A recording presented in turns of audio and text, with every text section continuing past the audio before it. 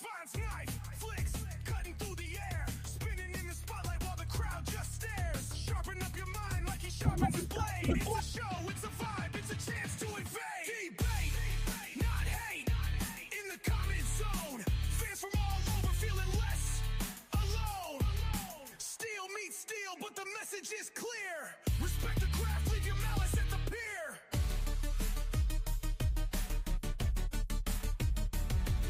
Flips some so smooth with a flick and a twist. Every move he makes is impossible to miss. Grip tight, stance right, steady as can be. The blade dances wild, but it's full mastery. Debate, not hate, in the comment zone. Fans from all over feeling less alone. Steel meets steel, but the message is clear. Respect the craft, leave your malice at the pier. It's not about the weapon, it's about the art. Skill in the hands and the rhythm in the heart. Leave your drama behind, this isn't a fight. Juvan's knife flick shining so bright. Click that vid, watch the sparks just fly. Talking technique under the digital sky. The edge cuts clean, but the words cut deep. Debate like a pro, keep the anger asleep.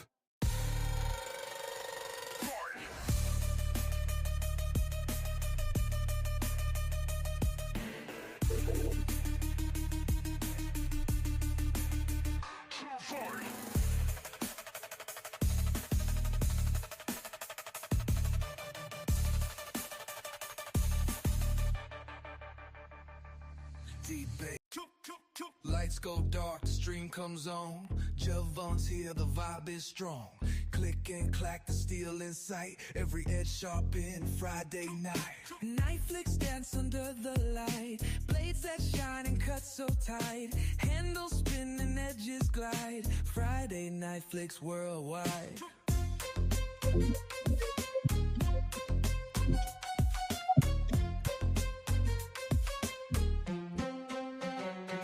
He talks the craft with steady flow. Steel and story you'll wanna know. Flick of the wrist, how smooth it goes.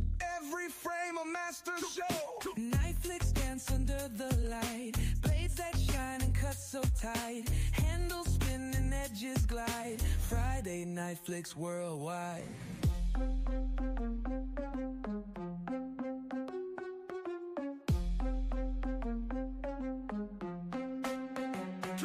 From Bowie to Karambit Steel, every flick has that cool appeal. The chat goes wild when he reveals a masterpiece you wish was real. Viewers locked in, they can't resist. The flick of steel's a weekly twist. Carving moments, he makes it slick. Juve on streaming, doing the trick.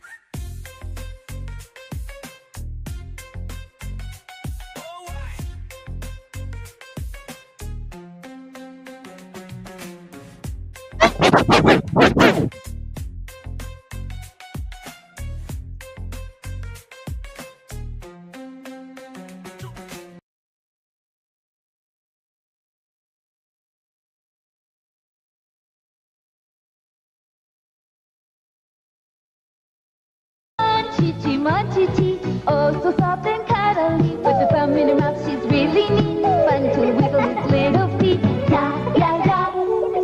Yeah, yeah, yeah. Happy, happy, my chichi. I love you, my chichi. What is going on, guys? Can y'all hear me? I'm sure you can. I hope everybody's having a fantastic Friday. And my AI intros didn't just wear you out. I bumped into an app. I'm curious to see if I'm going to get copyright struck for AI. It'll be interesting. Neil McKenzie, channel member, what's up? I'm reading from the bottom. Marco, what is up, my friend? Paul Mills, brother Paul, channel member, what is up? We got Colby in the house. What is up, Colby? I jumped in a little early. I do that from time to time. Try not to be late on you guys. If I'm late, you know I'm struggling with the problem. And rarely do I have, well, I'm not going to, I'll jinx me. Homer, channel member, what is up? All you guys be sure to stop by tomorrow for the member live at 11. Going to be dealing with the, why am I forgetting the name? The, Austin's knife from Traditional Pocket Knives, the Oak River Jack. What is it called? Why am I spacing that? Space Ghost, channel member, what is up? Good to see you, man. And Blind Woo Furry, channel members in the house. And I think Blind Woo has a wrench. Let me check something real quick, guys. Give me one sec.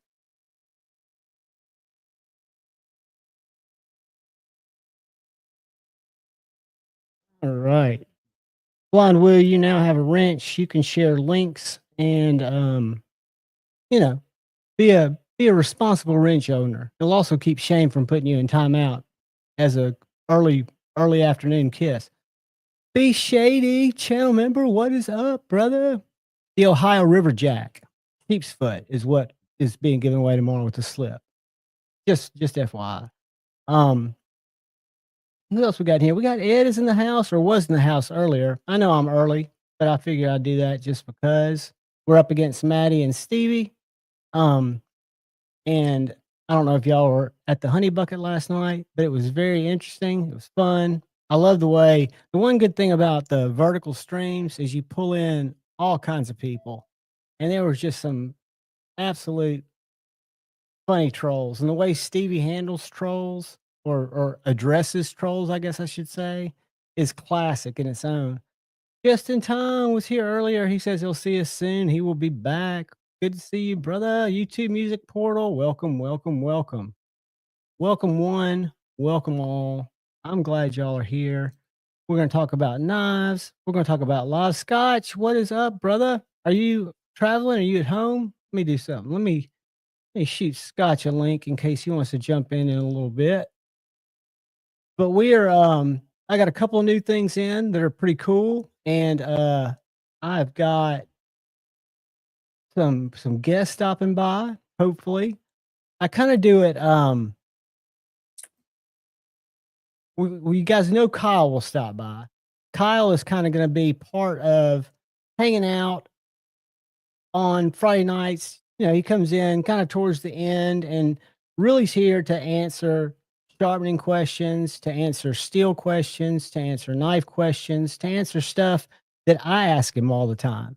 So I thought it would be good, even though we goof 99% of the time, that's what it's about, is just hanging out, is to have somebody here as a resource, you know, whether it be Shane, whether it be Donzo, whether it be Scotch.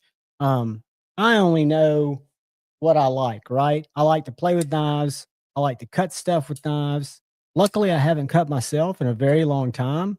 I don't know if that's just maturity or the fact that I've gravitated more towards fixed blades. But speaking of fixed blades, I had Asher Knives was nice enough to send me one of their new little buddies. And I'm here to tell you, I've just unboxed it and run it through a bunch of cardboard. I've stabbed it into my little wood wedge that I kind of chop around on. And it's a little, I want to say it's 7 inches. I haven't done the review on it yet because I haven't finished using it. But these are $120. They're an S90V. They are imported, but I can tell you they are very nice. Feels great in my hand. It is very much just a knifey knife. Comes with this clip. It's one of the few knives that I'll be able to carry it and review it and not change the clip out because it works really well as a pocket dropper. And then I also got, I think I showed you guys this last week, but I've been testing this knife. When I say testing, cutting cardboard, carrying it, doing Javon type testing, city testing, and I'm a big fan of it. I thought it was going to be a lot less comfortable when doing a lot of cardboard cutting, and it's so thin, but it's yet got these little bevels on both the lower and the top. Again, are there more comfortable knives? Absolutely. But this thing I want to say is like 1.8 ounces. So this review, I'm going to actually film tonight after the live stream, my overview of it, and do some cutting with it and show it off. But it is a really cool knife. This one's the S35V model, which I think is $120. They also have a model in 154 that's less. But I measured it, and then I went to Benchmade's site, and it is actually not a whole point. It's narrower by dimensions, and the dimension I got than the narrows. And then finally, and the coolest thing I got is a titanium bulldog from TRM, Three Rivers Manufacturing. They were kind enough to send me this to check out. And I can tell you, I'm a Neutron fan. That's kind of my size. I like the Atom too. But this is a thicker shadow lock version of a thicker blade stock, MagnaCut, Neutron sized knife that adds a little bit of girth. It just feels great in my hand. It's a little thicker in my hand than the Neutron is, but it's still so thin and just a great, great knife. So they've got these in G10 starting, you know, around 230 all the way up to, you know, the upper threes in milled contoured titanium. You can get contoured G10, contoured micarta. I just think this model is a very nicely done model. Again, it's got the thickest blade stock for a folder that TRM's ever used, but don't let that fool you. That's not thick. It's just a little bit more robust, right? Great little knife. I'm looking forward to testing it and doing it for you guys. I've been carrying it for the last couple of days, and really did. So, welcome to the stage, Brother Scotch. Tell me what's going on from the Bahamas. I'm so glad you like the channel. And I'm so glad you're here, buddy. Sit back and enjoy and chat with some of these fine people. How are you, Scotch? I was great until about like 2 hours ago. Oh no. It was just a giant kick in the nuts. Oh no. Was it Oh yeah, just yeah. one of We those things? we have it was about five. I guess it was longer. It was about 5:30. We have some rental properties, and we were volunteering at the fish fry tonight, and I had to go pick my daughter up from play practice at like 5:30. So I left. I heard fire engines, and Oh no. no big deal. Like I'm driving, but just lucky enough, I had just taken my wife's little, I don't know, whatever the fucking little tiny bag that she brought with her that just had her phone and the keys to the van. And the phone is just blowing up. And I'm like, I think it's my young daughter calling to see where mom is. And like I finally grab the phone and look at it, and there's a message from our one of our tenants about we had a super bad windstorm go through, and a tree fell over in the backyard and knocked and ripped the power like right out of the house. Um, and something was sparking, and she had called the fire department. So I'm like, oh shit, that's all the fire shit I heard. So I grab my daughter, then run over to the rental. Mind you, we live in a small town, right? So, you know, the cops are always gung ho to block streets off, and you know, fire department is, They're setting their perimeters, doing what they need to do, what they they feel are like they need to do. overzealous. So I walk through, and finally I'm like, okay. So there's no fire. There was just electrical sparks. And all of a sudden I see them just like hosing the house with water. And I'm like, hmm. So I walk back, and the cops I'm like, this is my property. What's going on? I said, why are there's no fire. Why are they spraying water on electrical? Well, to put because it'll spark. I said, that's not how you put out an electrical fire. So I called the Well, we have like an electrician that we use for cut the everything. power. Huh? Cut the power for one, right? You think they said, well, we're waiting for the power company to get here to cut power. I said, you can walk right through that door right there and kill the main power switch. Why are you? And then Destroying this property. so I got on with the electrician, and he came, he got over it. Thank God. This electrician's great. I've had, it's like always the worst times, and he'll come over no matter what. So, it's always on like a Friday night, or I've had him on like a Sunday, and he just comes out. So long story short, he's like, yeah, they have special fire extinguishers for stuff like that. And he goes, why didn't they just turn the main power off? So after then the power company gets there, there's like a little spot this big where it kind of blackened on the siding, and they start messing around with their little fireman's tools and poking at the siding. I'm like, what you doing? Well, we got to make sure but they're hitting it. They have these high tech, like heat guns. They're inside the house now. They're outside with these heat guns, To sense if getting, there's heat in the cavities of the wall. seeing where the heat is. The reading was 75 degrees, mind you, is what their thing was. So then they proceed to rip all the siding off the house. And I thought, what the fuck is going on? Like, I get that we're in a small town and you guys don't get a lot of action, but you are literally destroying this side of the house for no reason. So there was that. Dude, So, of course, windstorms, power company can't come back out until Monday. So then we had to go and get our tenants a hotel, and got them like a Visa gift card for fucking food and stuff through the weekend. So just a fucking bang up day. I'm sorry. I don't know what's going on with the wind. We've It always kicked up talked about hard this. Like, here. it's funny. It's a big deal because, like, in a town our size, we have a full-time fire department, which I guess is a big deal for a town our size. Well, I mean, they have a really nice fire department now, I would say, and we spent a shit ton of money. They're building a brand new fire department. And I just thought, how do I know that you shouldn't put water on like an electrical fire? When there's no fire, you shouldn't spray water on electricity. You should turn the power off. Like, how do I know that? And you guys don't know that. I don't know. I was just fucking And baffled. I There's know any there's firefighters out insurance there. involved, but the liability falls back on you guys in the insurance, right? But because Mm-hmm. they hosed the house down, that's not.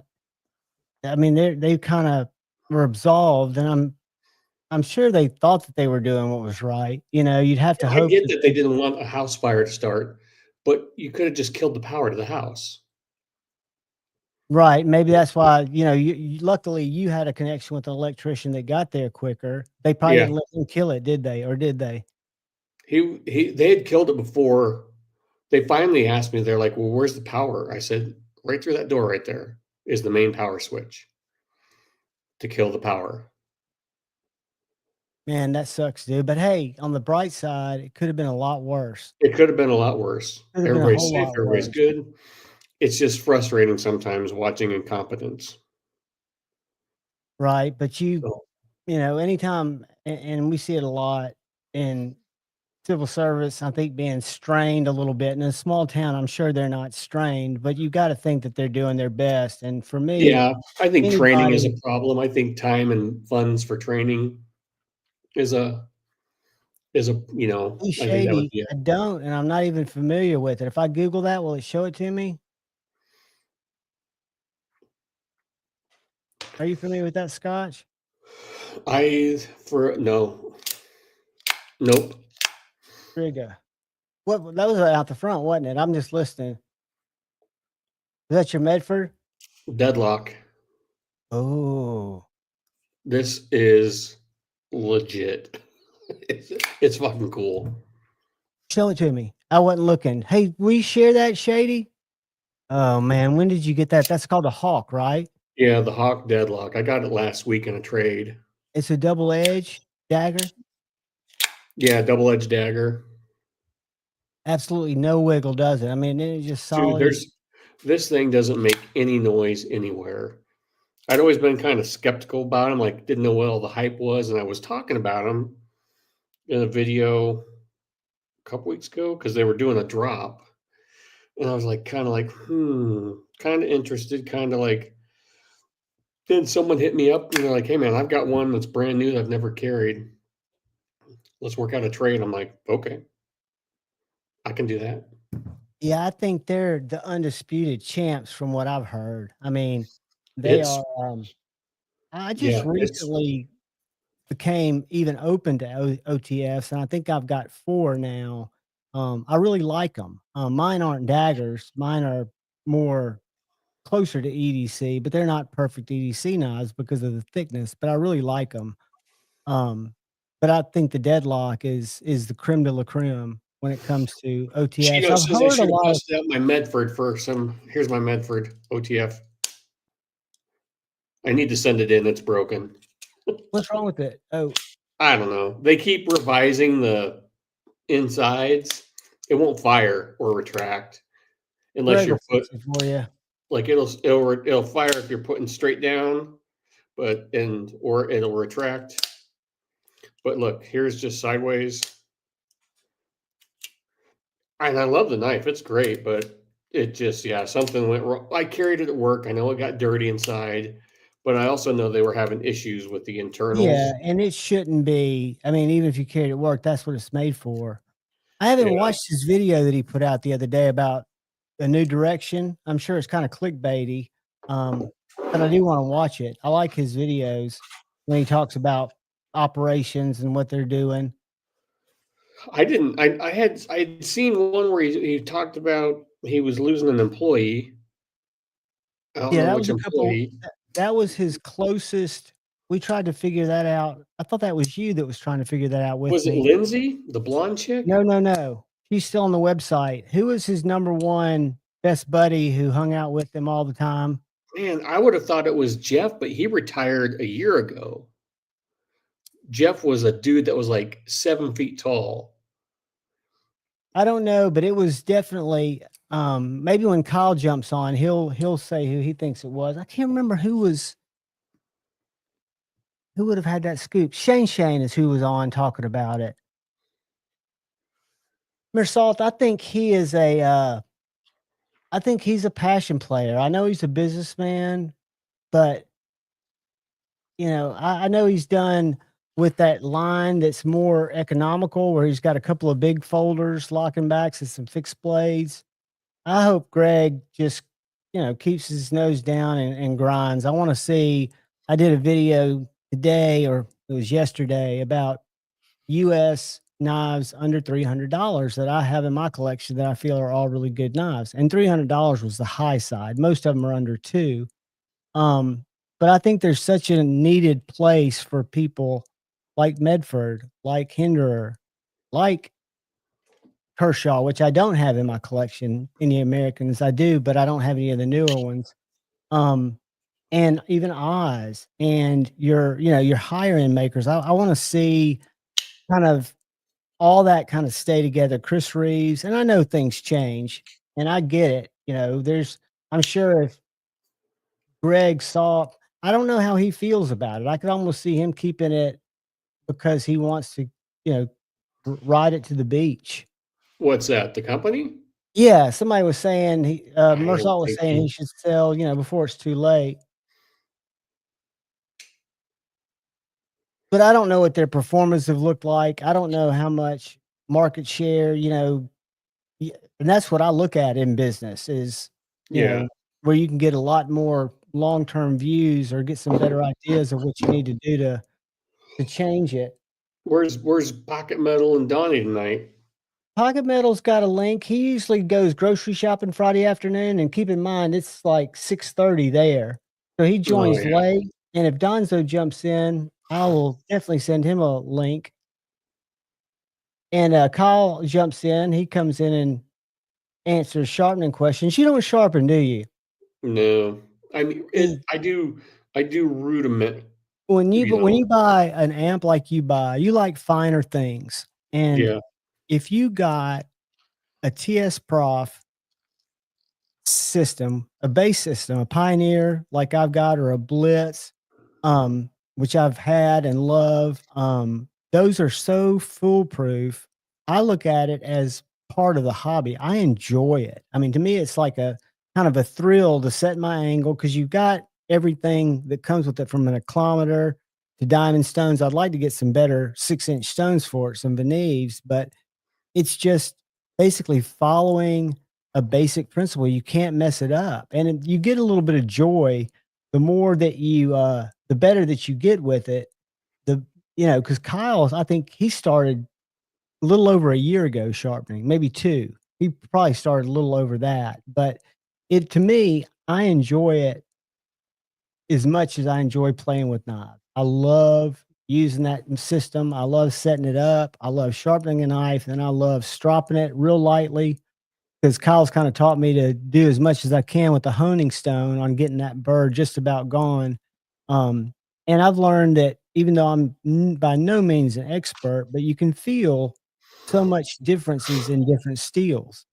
And it's just kind of a neat process. And you could do a really good job in a short amount of time, which you don't want to rush, but it Yeah. doesn't take, unless Exactly you're what you meant. reprofiling stuff, it doesn't My take a lot of time. my thing was like I like taking apart, and I think we talked about this a week or so ago or two. Anyway, I like taking apart the knives and cleaning them.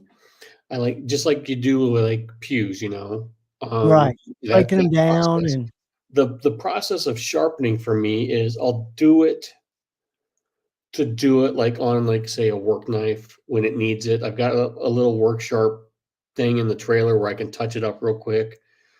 I've got a KME behind me. It's very, you know, I've got so many knives, like the EDC stuff doesn't really get, like, I told my, like, I'm gonna carry this for a month. This is the only EDC knife. Not, I won't carry it to work, but at home, this is all I'm gonna use for a month. It'll probably need touching up, maybe. Send off to you Kyle can when I'm touch that done. up easily on your, let me see it again. It's I'm not gonna sharpen this expensive of a knife right now. No, and I wouldn't even practice on a TS Prof with a knife like that. But you can get to where you're comfortable enough to use it for sure. Yeah. Otherwise, I just send stuff off to Kyle or Sean at Blades and Fades when it gets real bad. I just think knowing how you like stuff, I think you really enjoy putting an edge on. And is it a basilic? Angelo just gifted a membership. Dude, thank you. I'll tell y'all who got that. Give me 1 second. Let me give Angelo some quick love here. Angelo, thank you, brother.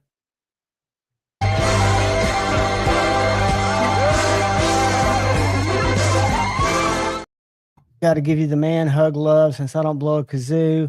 I need to find out who won that membership, and I can't see it. Oh man, kazoos! What the fuck, dude? That was another thing. Like I made a video, all that stupid bullshit with fucking Super Steel Steve, and now there's a guy who I bought his knife because I thought it was funny, who doesn't like Super Steel Steve. So, no, what's going on there? But now there's another guy who Steve got in a fight with. I don't know, whatever, over some other fixed blade company. But Alex Steingraber then got involved.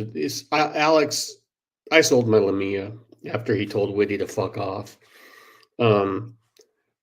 But dude, I love my Lamia. I get Marco it. was gifted a membership. I get it that you're buddies and you're sticking up for your buddy, but then like for Alex to stick his nose in it, so then he made a video about this dude, and just because I just bought this dude's knife and did a video on it, I got a couple comments today from, I think, people that are fans of Alex's who want to come over and just, it's all these shit talkers on both sides. Oh, you're gonna get that no matter what, though. Oh, dude, it's like, you know what, guys? Like, you just want to say, get the fuck out of your basements. You're idolizing knife makers. Like, get a fucking life.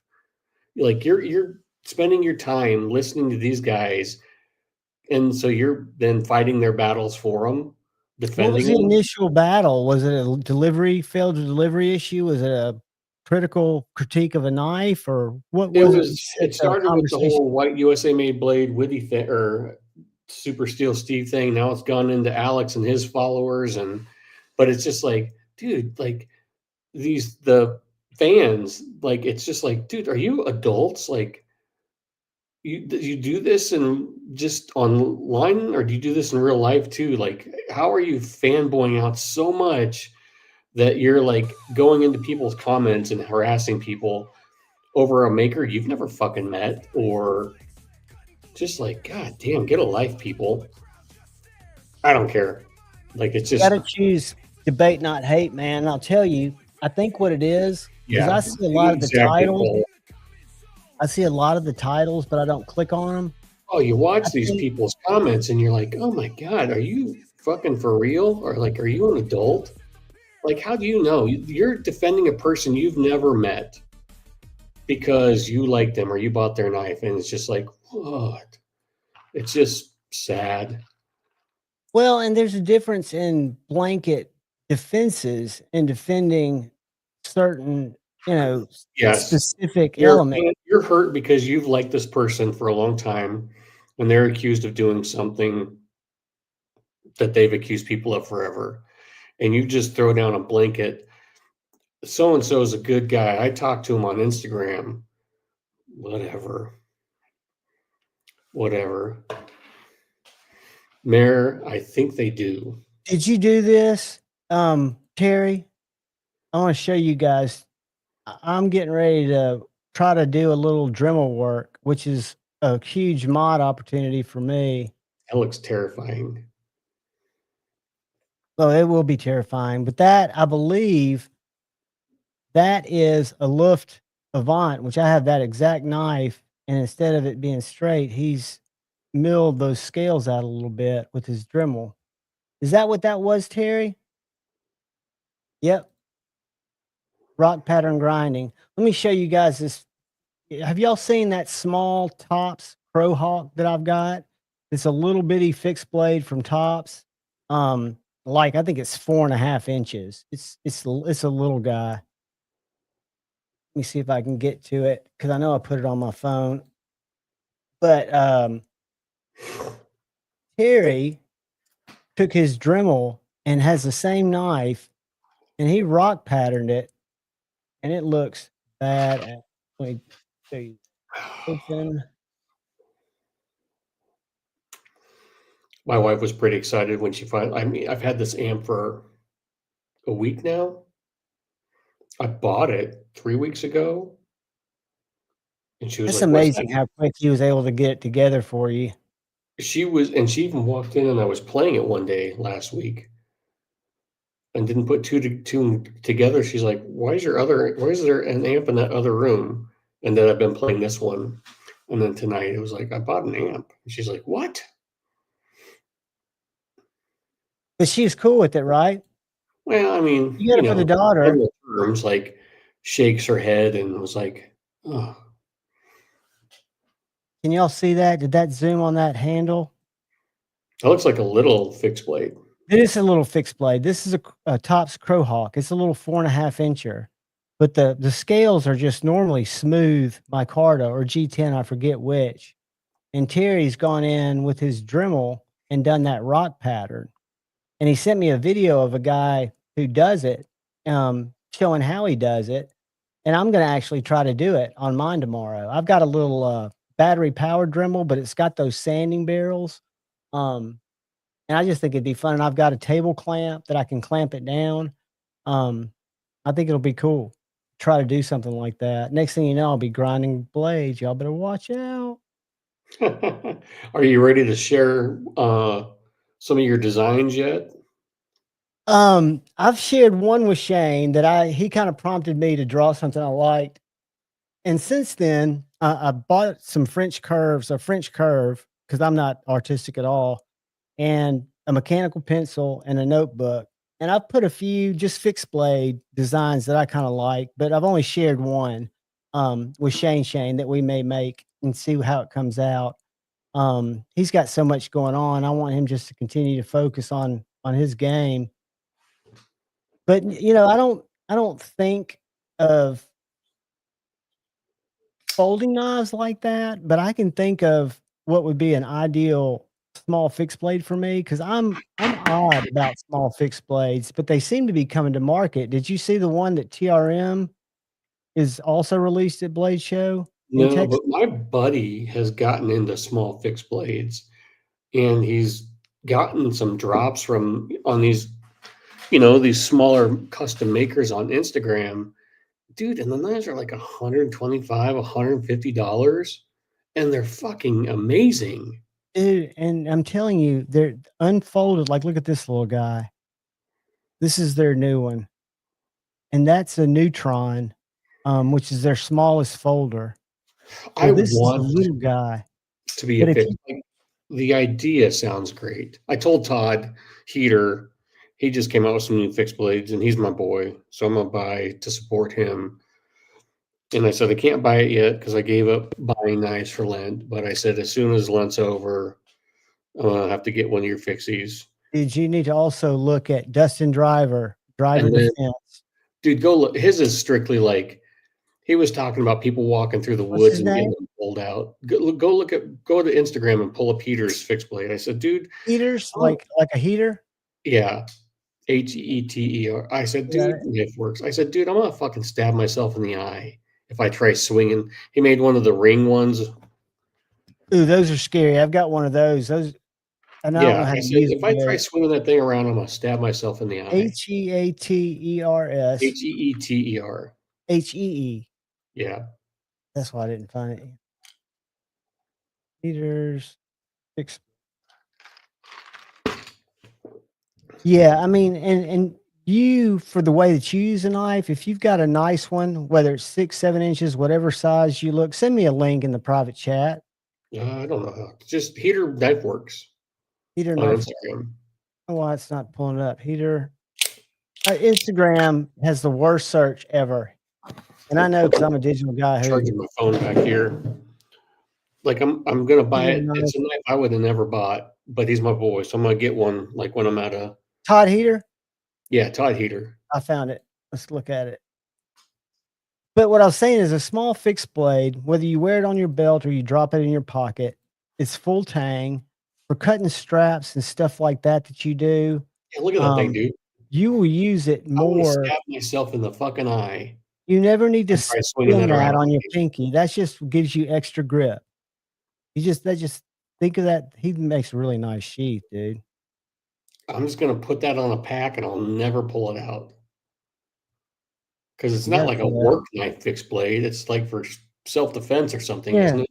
Yeah, that one looks like it looks like it's gonna have a Just I don't wait. It's got a understand his swoopy, little stabby safety. blade. Yeah, you can see the blade profile. Oh yeah, it's gonna be yeah. Yeah. Yeah, that's definitely defensive. But you can also bust a strap with it. You can also because it comes if you're carrying it on your person, it's really more accessible than your folder. I don't understand his safety, his little He latch didn't. there. He was worried. Like that's what I was talking with him. He goes, "Well, what if it's on your backpack and you're hiking through the woods and a branch gets caught on that?" That's true. I said, "I said, if you think that's like a camp knife, you're fucking crazy." It's like, what Yeah, I the mean, it looks like he's got jimping that holds it in there really good. I wish I knew how to blow these videos up. Yeah, I told him, I said, Jesus Christ. I said, either I'm going to cut my finger off with that So or, you've bought folders from him before. That's how you yeah, got to know him? yeah. And Dave's there. I think that one's mine. Nope. Nope. Go down. Yes. Look at that. Yeah, that's nice. I mean, that It's is cool. It's fucking that's cool as more of shit. a you could still stand to get a more practical EDC fixed blade that you'd probably really Yeah. enjoy. Something Like I said, my buddy's gotten a couple really freaking cool ones for like like, that's a defense knife, right? yeah. I'm never gonna use that unless the zombies come. I wish I could think of the names that he just got a drop when we were in Arizona golfing.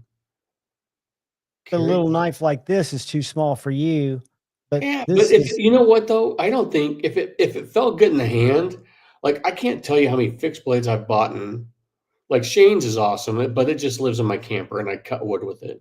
well, it's a good size guy, isn't it? Yeah. Yeah, it's huge. But I bought that fixed blade the other day and I just threw it in the work trailer and it's just gonna cut open food packages and process food while we're on the road. That's a beautiful knife, dude. Exactly, Space Ghost. That's like the kind of I was like, what the Exactly. he was like, Supposed to be an index point to help you draw he and said read. when he's like, if you're walking through if you're out walking through the woods and it's on your pack and I said, man, I don't know who you're camping with or going hiking with, but if that's the fixed blades they're carrying, you're in there's bad neighborhoods, you're in the bad woods. Oh man, I tell you, I've got a K-bar $48 kukri that has got chips in the blade. That thing is a hacker, man. If the zombies came after me, I'd probably reach for it. I'd reach for my freedom pill dispenser. We But call them meth heads. but these little guys, Dustin makes this little ricochet, which is too small for you probably, and then he makes a splinter, but it's all handle in Magna Cut at about 64. Just a little jabber. I And the tried carrying one. Well, here, dude, where's that stupid knife I just bought? Did you see this one? No. This is a fucking amazing knife. It's Hey, beautiful. dude, that's awesome looking. What is that? So I ordered this. This is where knife makers need to do better and then not lie. So I ordered this is Savage Creature Defense Tools.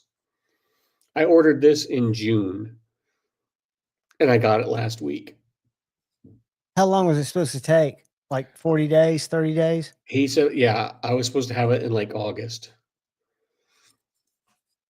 To show it. So it's a double-edged. Double edged.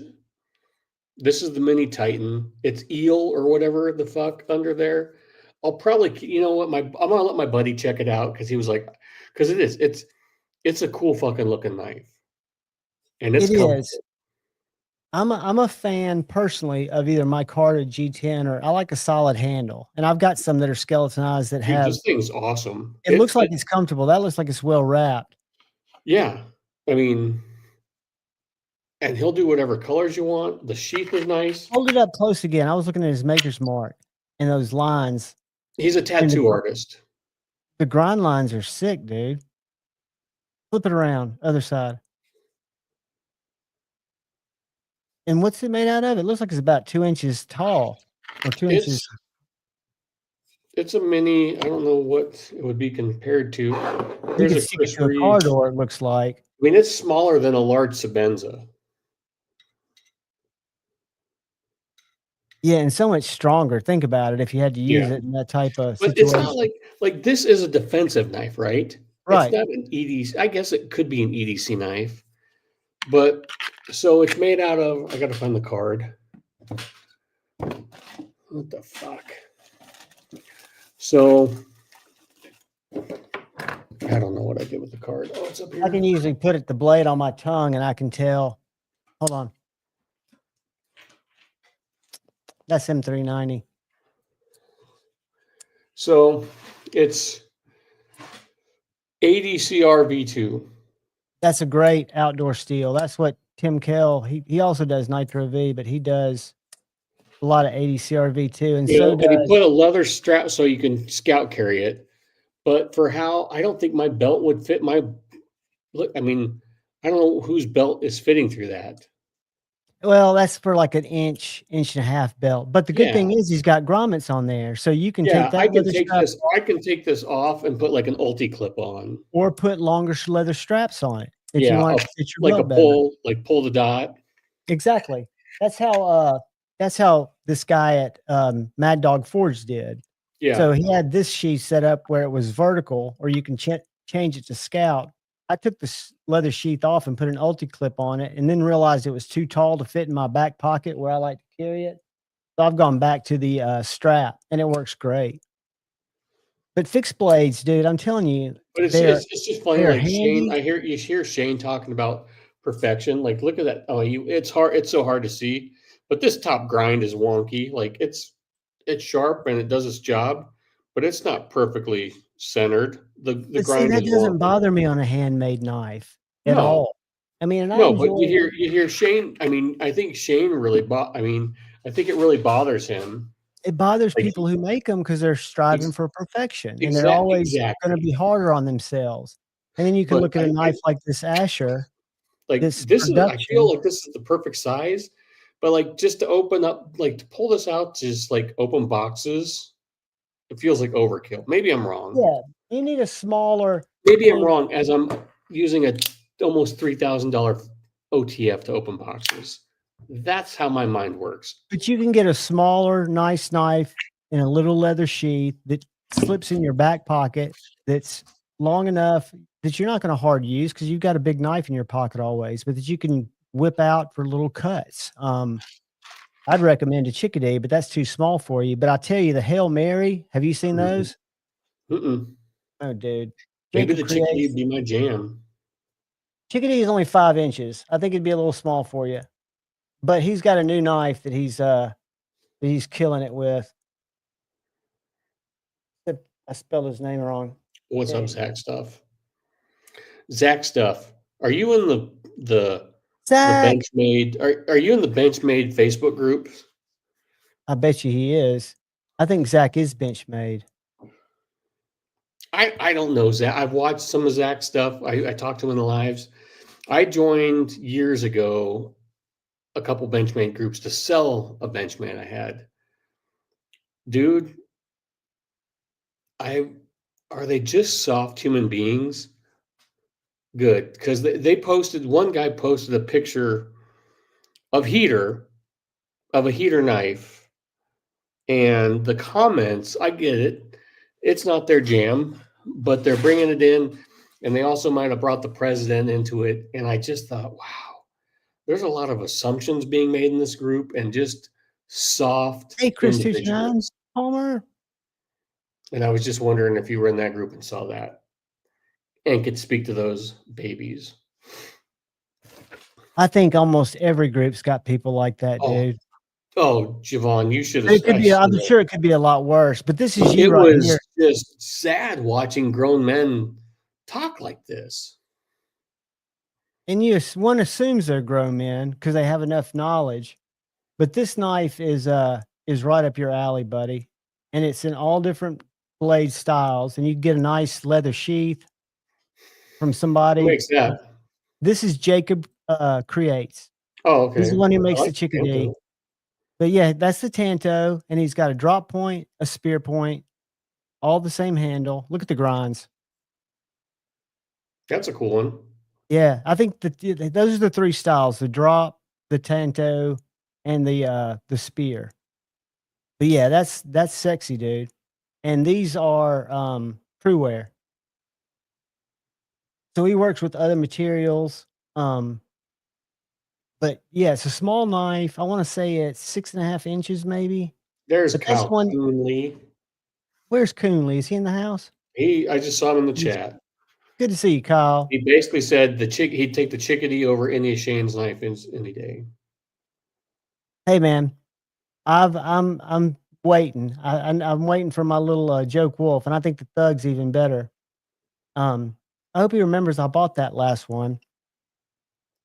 I think what was nice though. I was in DeMarco's live last night for 15 I minutes. love his lives, and I wouldn't. I do, and I stopped in just quick, dropped a pocket check because I like when Bob DeMarco started following me on Instagram. It was like one of those things, like, oh, I made it, and so he sees pictures and sees the knives. So it's always I think Bob is a true knife guy, but then he's always like, I don't think he gets super into some of the other, like, he's like, oh, he's carrying a heater today or a Miller Brothers or something to work, and then switched it up. And, it's just funny getting his reaction. It's like, oh, here's what I carried today. And I switched it up when I came home from work and carried this.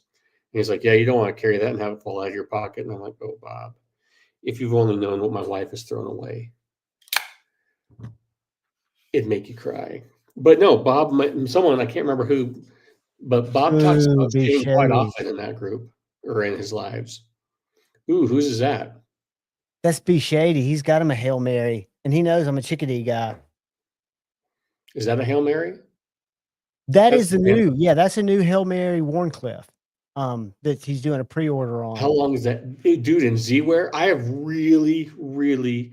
Z-Wear is similar to Crewwear, which is similar to... He says Z-Wear is quite possibly, this is somebody else, one of the best knife deals, and he's doing it at 64 HRC. The pre-order was 2.3, so they should be dropping. He makes them. I don't see any. Palmer, that makes me feel good. There's a little chickadee. It was like when Mick Strider Facebook friended me. I was like, oh, I made it. Well, it's nice to have a connection to people like that. So those are all three of the Hail Marys side by side. I like the Tanto. I think the Tanto's sexy. It's got a Chris Reeve Tanto to it. And I like the grind. Yeah. When are those coming out? Those are out. You just got what I recommend, the way I got my first chickadee from Honey Bear. Well, from how much are they? Under 300. I'm on, I can't buy a knife until Easter, so. Well, yeah, what I would do though is what I was going to say is the one that I was able to buy new that I didn't buy off the secondary, Honey Bear sold me one and Lefty sold me one, was I DM'd him. And I said, dude, I'd be really interested if you'll just kind of give me a heads up before you drop them. I think he drops them on Fridays and just kind of puts them on Instagram.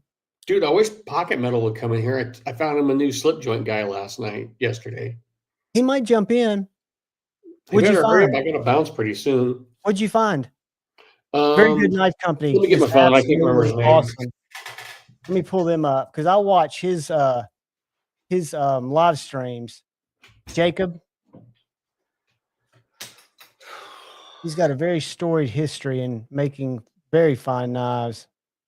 And what he does on fixed blades, and he's a big fan of 80 CRV too. That's his favorite fixed blade steel. Who? Jacob? A very good knife company. Check these grinds out, dude. I mean, this guy makes, and you can watch every step of him grinding. Look at that little guy.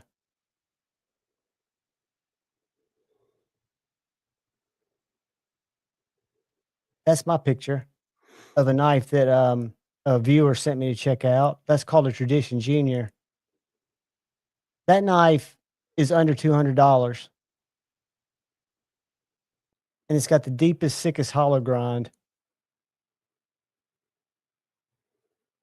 But all of his stuff is so nice. Let me go to his website.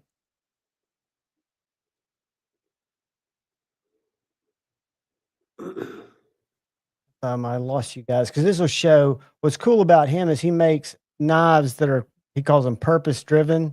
So like even a lineman, so old style knives like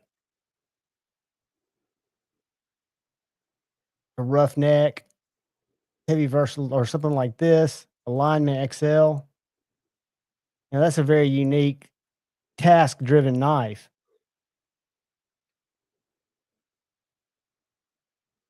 But my favorite model that he does, and these are very affordable. So the Tradition Junior's thinner. All right. You ready? Yep.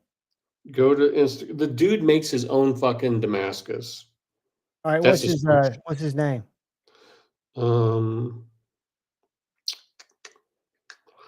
It is Andrew K. Smith Knives. Andrew K. Smith.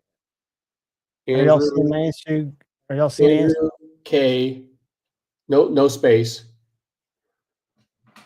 K. Smith Knives. Let's see if it would automatically populate. No, Knives. The white logo. Yep. He does Talked fidgets. to him yesterday, dude. Fuck. Dude, where'd you bump into him? Is he local? He's from Louisiana. I saw him on a Blade Show Texas video. That's Damascus? That he makes. My own mosaic Damascus with mammoth ivory scales. Dude.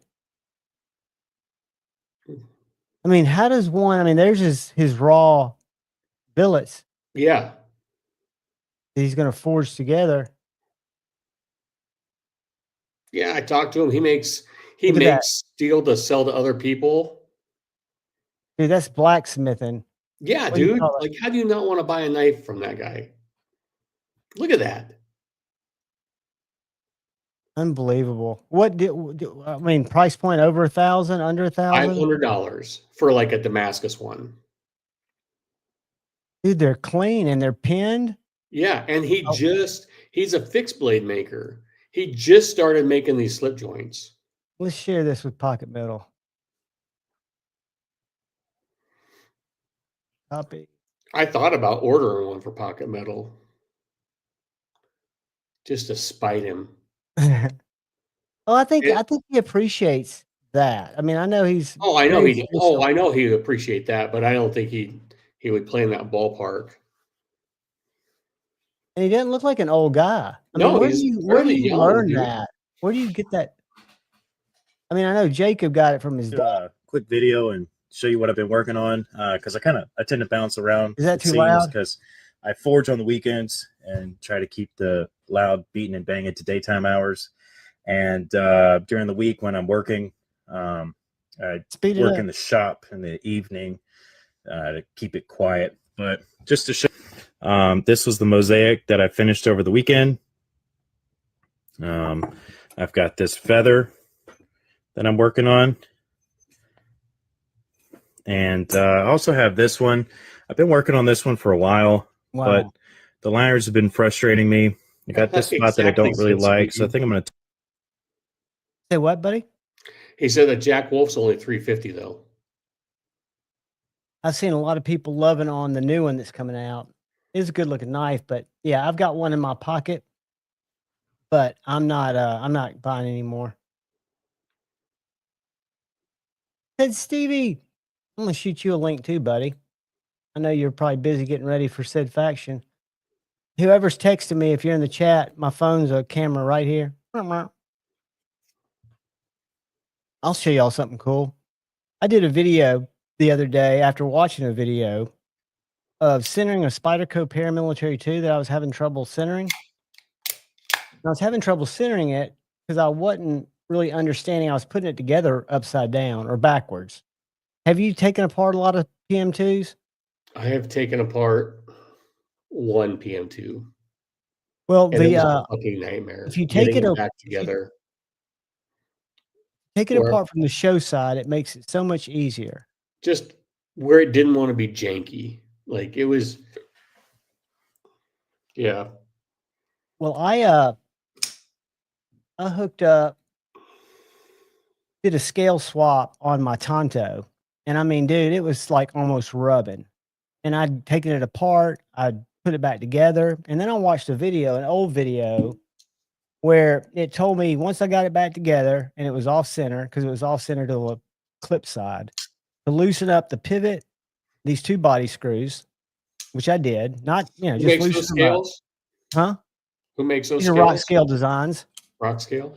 Yeah, I've got I need to get one more set because I'm trying to get all 3 of my PM2s to match from the outside. Is Original Goat the only ones that make titanium scales for Demcos?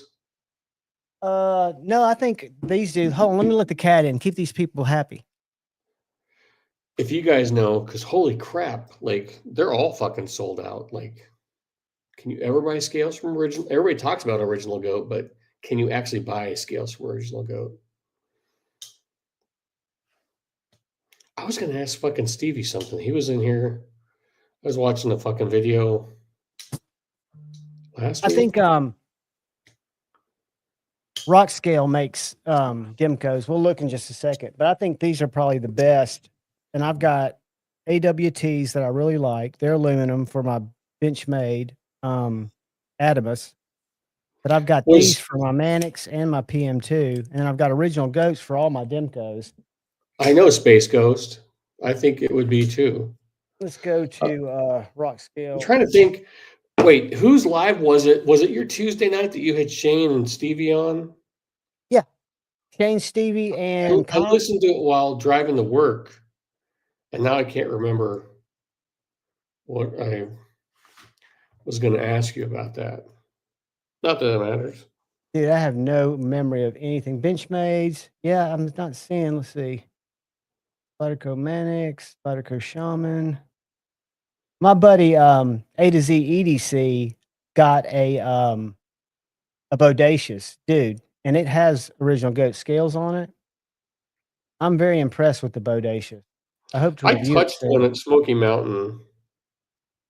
You're not looking for they only have 20.5 and Sharp. They have Sharp Cub scales. I was looking for the 20. Yeah, I don't think they have the 20s.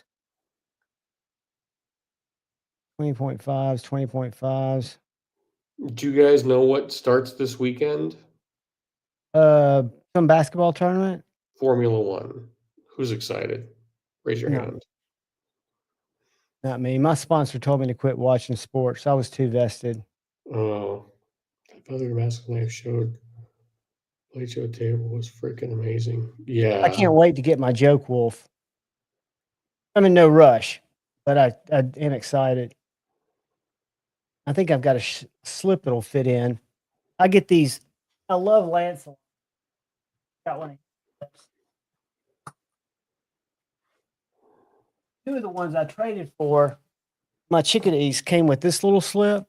Do you know what's got funny? a left-handed version that I don't use, and I think it'll work for the Joke Wolf.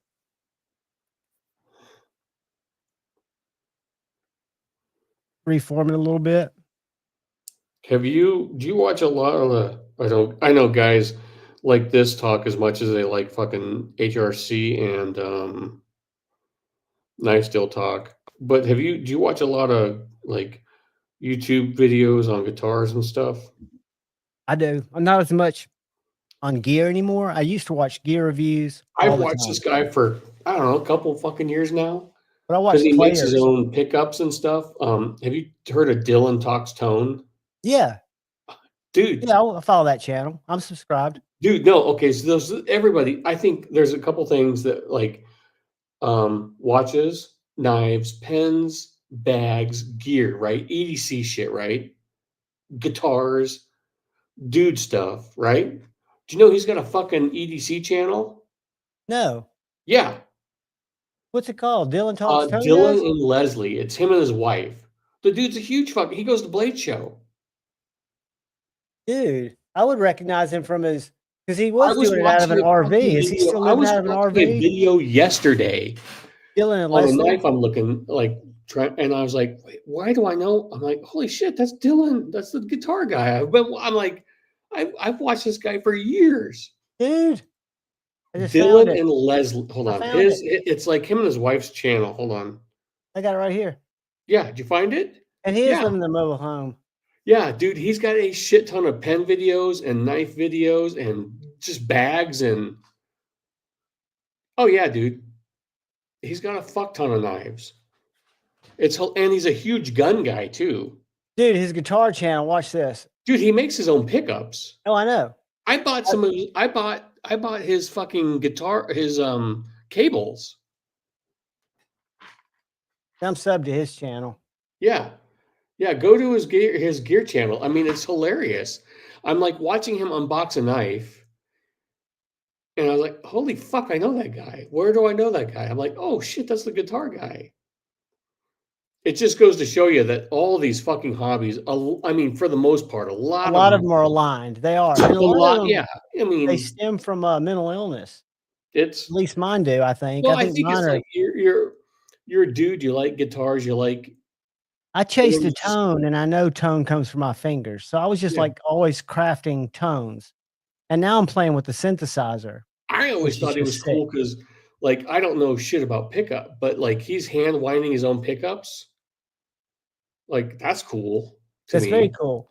Well, the fact that resistor or those wrapped wires are what pick up sound from vibration and strings. And I mean, to me, that blows my mind. Yeah, but then to find out that he's a gear guy too was hilarious, man. I was hoping Pocket Metal would be here too, so I could show him what AI did. Uh-oh. I wrote, check this out. I wrote a hip hop song for Javon's Knife Flicks. Listen to this. Oh. Lights go dark, the stream comes on. Javon's here, the vibe is strong. Click and clack, the steel in sight. Every edge. Oh, that's the wrong one. Hold on. This one hits a little harder. And it just made this song in like 4 minutes. Blades in my hand, got the world in a spin. Javon's Knife Flicks, let the show begin. Every move sharp like the edge I hold. Stories untold, sharpening gold. No, Space Ghost. They have a Formula E series. So I have a question. Like, if you were to put that on Spotify and try and earn money from it, can you make money on that? No, see, I don't know how that works. I downloaded a free app. Wasn't there some drama about like someone saying, I can't remember what record company, right? Record companies are all evil, right? According to the art, but they were like, pretty soon we won't need the artist's permission to reroute. Some of the deals that are being crafted now are for perpetual use, mainly in actors are signing up so their likeness can be used, digitally recreated. I have no idea, you know, how the AI thing works because I use Chat GPT just to see what it'll do. And like my mom didn't want to go. Afraid of Skynet. My mom had a friend, a German friend, pass away that she really didn't know. And this guy who she does know wanted her to go to the funeral with him. And I went and Chat GPT, just type a nice, sorry, I can't go letter. And dude, it 20 seconds, printed out a short, 4-sentence, nice thing that she just put in an email.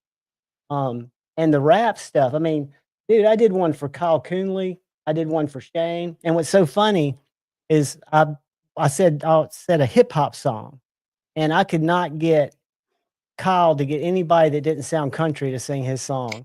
Even with hip hop? It was funny, man. Isn't it scary? So I mean, can you could you just say, make me a hip hop album, and then you put it on Spotify, and all of a sudden Javon's that would be the hugest fake, though. I mean, anybody could do it because all you do, check this out. I'll give you a subject. Do this. Or kill this. Who wants to buy? Hold on. Where the fuck is that knife at? God damn it! What did I do with it? Did I lose it already? I suck at life. No, you don't. You I gotta should figure it have out. nice knives, dude. This shit is just scattered. It's fucking everywhere. It's called Suno. I'm gonna put it on. I'll show you the app I used. Well, I guess I can't sell that knife. I've lost it. It's right there, dude. Is it though? I don't. Gotta be. Dude. There it is. You're right, Javon. You didn't lose it, dude. Does anybody want to buy a zero blade play microcheck with a Streamlight flashlight? Number 643, limited to 1,000. I paid 1,500. You can pay 8,000. 800 or 8,000. No, I paid 15. Yeah, but then you said 8,000, which sounded like it was not a deal. I paid 1,500. I said then 1,000. I got you. The flashlight's got some use. Maybe not. I like this knife. Is that one of the newer ones that has this that? is the zero blade play micro. Welcome, young lady. This is the zero blade play microtech, and it's awesome too. But so check this out. So that's the app, and I'm going to go in here and I'm going to say, will Spotify allow you to put? No, I don't think so. I'm going to have yours be psychedelic soul instead of hip hop. All right. Song. And I'm just going to be very vague about, and I put in quotes, scotching things and things. I'm curious to see if I get copyright hit on it tonight. That's why I've been playing it. Scotching things, knife review, YouTube channel. And watch how quick it does this. You know what's funny? Do you get, when you post a bit, is it AI that wants to write your? It offers to. It offers to go in and look at what's searched.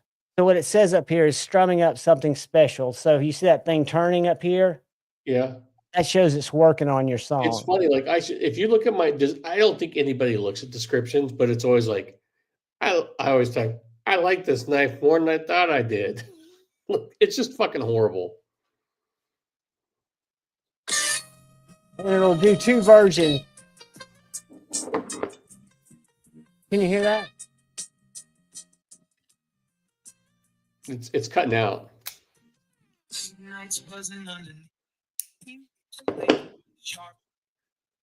Not is it cutting out? Cutting through the chaos of modern life. I'll send it to you. Is that my walk-up song? If we were baseball players and I'm walking up the plate, that's my walk-up song? What it does is it actually takes those lyrics and it does it to two different voicings. So here's your other one. This is the same lyrics, just done a little different by a different person. I'll send them both to you. That sounded like Van Morrison. But you can go in there and you can choose any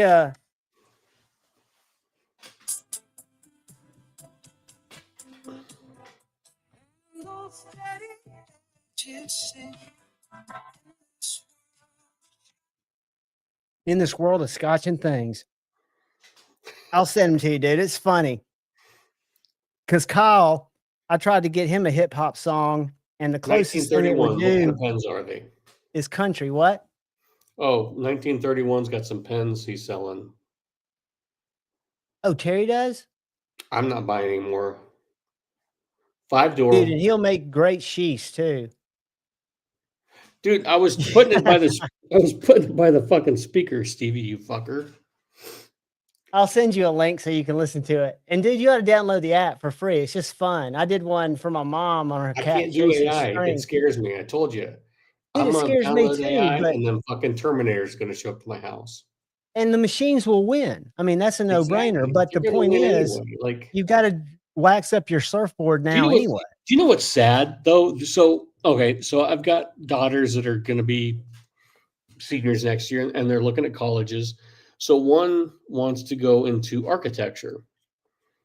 And Cooper's I'm doing like, all awesome, right. Paul. Thanks for asking, I'm buddy. like, all right. So she loves math and all that fun stuff. I said, it's going to be all right. But then in my head, I'm like, God damn, by the time she gets done with school and gets started her career, is AI going to be doing like fucking designing all this shit? Like, is there going to be a job for her after she spends all this money on a degree? If I was going to school now, I'd probably do the same things I did then, sell drugs, but I would get in a field that was AI focused, because AI is not going to work by itself. Yeah, I mean, there are people, she's and going. I see She's going to job shadow at a firm. you're always going to need people. You're always going to need human interaction. I think if AI is used to help, and Steve, that's something that's real. That's tangible. That's It is. good. Do you know what's sad And though? then you Like can make a great my living. daughters know, like they live in a fantasy world, and it's kind of our fault. But they're like, yeah, our house is gonna be like that. Like we have a. I don't want to say be a dick, but we have a fucking nice house. And they're like, well, that's gonna how I'm gonna live. I'm like, I don't think so. And I keep asking them, I'm like, we call it poke and bolt. I'm like, do you want to come work for me this summer? They're like, no. I said, I'll give you $20 an hour just to fucking work part-time, poke and bolts in the summertime. And they're like, no. I'm like, really? You don't want to take this business over? You have no interest? No. I'm like, do you That like could this life? change though, dude. Think of the It age. I could mean, be. right Well, now like, they're do not you even like this thinking life about you have? little Yeah. life. I'm like, it could be yours. You know, it could be yours. And I'm telling you, dude, they are exactly, Crispy. We need skilled labor more than anything. And AI won't. There are things that AI will never be able to do. Now, people might try to. It depends on how pliable we become as a society, which I don't think we should become that pliable. But I don't think that we can fight the inevitability of technology, just like iPhones and anything else. And I think it's got some, for example, granted, somebody's got to program it or at least set it up to do its thing. So ideally, if you had somebody that was non-biased, it could be a great tool. But could that ever happen? I think of it as, what if you had objective AI that was going by our Constitution and all the cases that have been tried and making big decisions, using true data, using every bit of information that's out there. Now the big wrench is, wouldn't somebody be able to make that system not? Well, like to Stevie's point though, like HVAC, I've got a kid I grew up with, played baseball with, whatever. I mean, we went from kindergarten through high school together, good friends.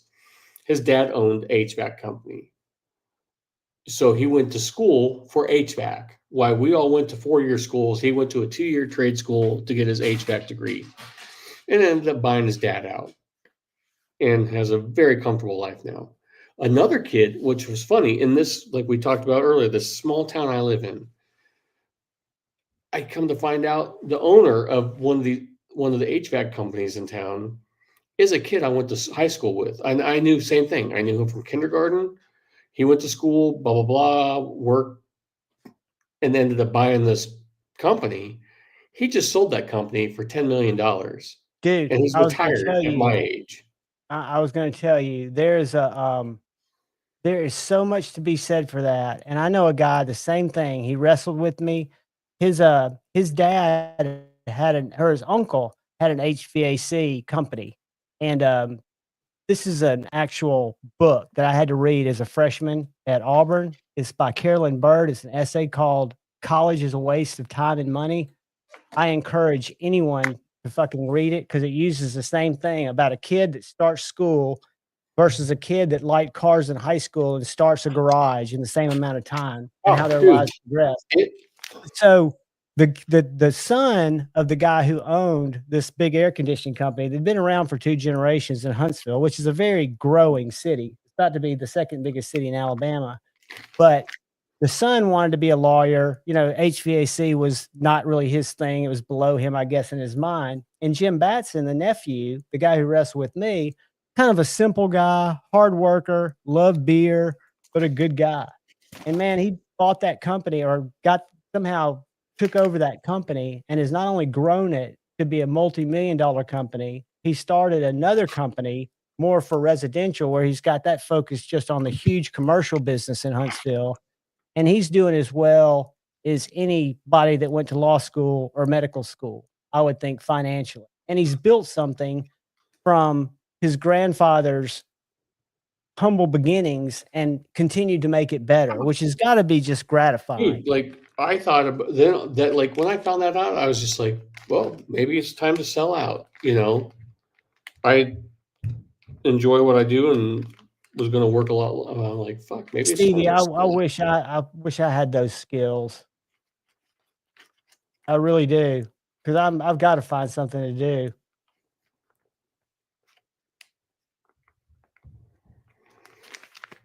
Yeah, And I mean, trades are something that people need. You make a difference when you go to a job and leave. You've made a difference.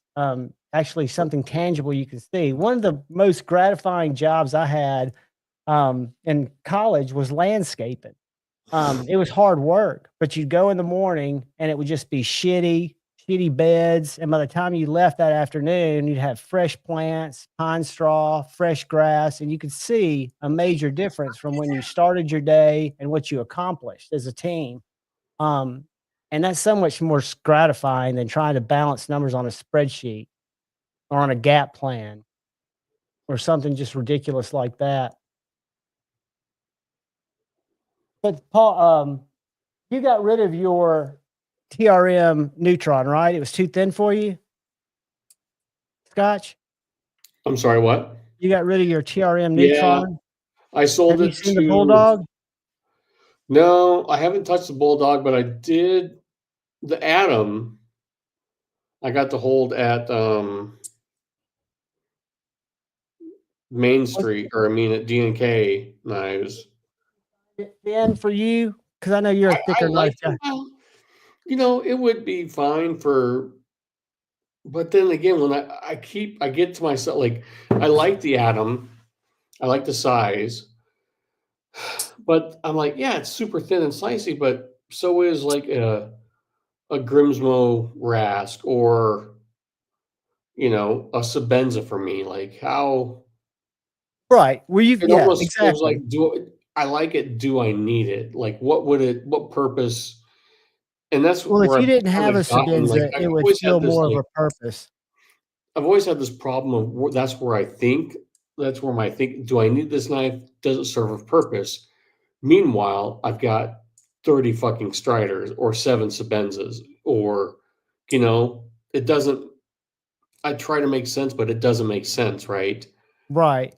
And I look at those knives are kind of like outliers to me, right? They're not in my my solar system of my ecosystem, right? It's Medford, it's Strider, it's Chris Reeve, Hinder comes in and out. It's I still never owned a Chris Reeves it's and that really stuff, and then it's the appreciate them. Gimpy Customs, right? Right. So that's my problem trying to, and it is a me problem. Like they're great knives probably, but trying to justify it to myself, I'm like, Everybody has a preference because you can it's fun, justify but would I things that carry other it? people could Probably never not. justify. But at the same You know, time, you've got to justify it for you. do I So it's need a got to super make sense sexy for knife? you. Donnie's knife cuts just fine. You Yeah, know, Johnny's knife's awesome. Toy and tools, that's true. What I'm running into, and it's kind of silent, but I have a feeling that people think that I'm so close to retirement age, even though they don't have to invest in my training because I've got the knowledge. It's just, I find myself in a weird age to try to get back into corporate. It's just, it's odd. Ageism, God damn it. you could sue for that. No, I'm not a sue guy. I didn't even do unemployment.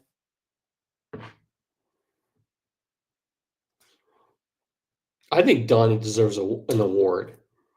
I imagine he walks around so high all the time. I don't know how he gets anything done and Where how is he? precise it is. Well, I'll tell you, people who utilize it as a muse and don't abuse it like to get goofy, it makes them dial in. And especially if you've got ADHD or a restless mind, it can take you and kind of tune out everything that's normally kind of cluttering, what do you call it? Competing for your attention. So yeah, it's Yeah. focus, stone focus, so he can hyper focus on what he's doing. At least that's how I love just giving him shit. I wish he'd come on just so I could make fun of him. he's not. I don't know where. Maybe he's asleep. Sometimes he'll go to bed early, but it's early out there. No, he's not. He's in Yeah, it's where you are. it's For some 9:30. reason, I just think of him in California together, even though I know he's in Nebraska, right? Oh, that's what that was. You guys were giving him. He was in the chat, and you guys were giving him shit because about the fucking zoo and slip joints, or what the fuck was it? Shane I don't remember that. Stevie, because or fixed blades or what he had said Oh something yeah, like he hated fixed blades because he was doing them years ago. in 07. And then you guys just took it on this whole, and it was fucking hilarious.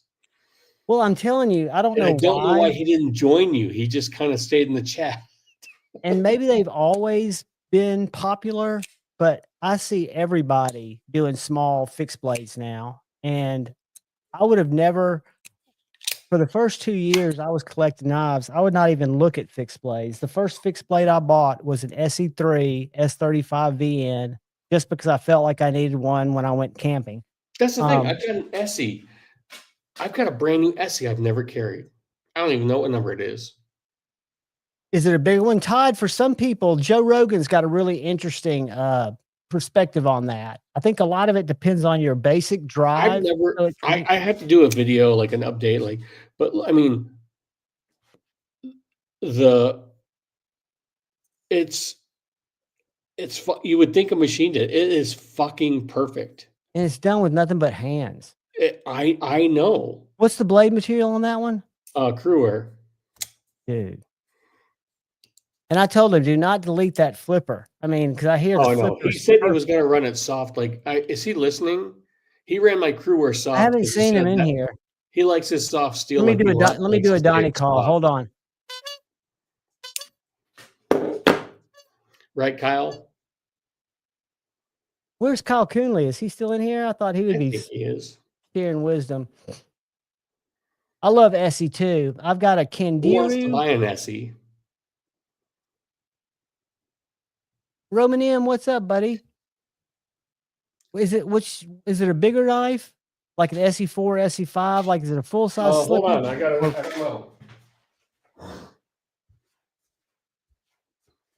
I'm all for flipper deletes, but I think in the way that Gonzo's got the Ripley flipper designed, it's just perfection. And yes, I do understand the beauty of flipper deletes if you don't use them. I think I'm gonna keep it. It's cool. It's a 4. Yeah, that's a good size, dude. Yeah, and I like the color. I forgot what color. It's gray and orange. I mean, fuck. I don't know what I'm gonna use it for. Just beat the hell out of it. It's $10.95, right? 3 years, 3 or 4 years. And that'd be a great one, not only to beat the shit out of, but to sharpen if you wanted to get a fixed angle system and start sharpening.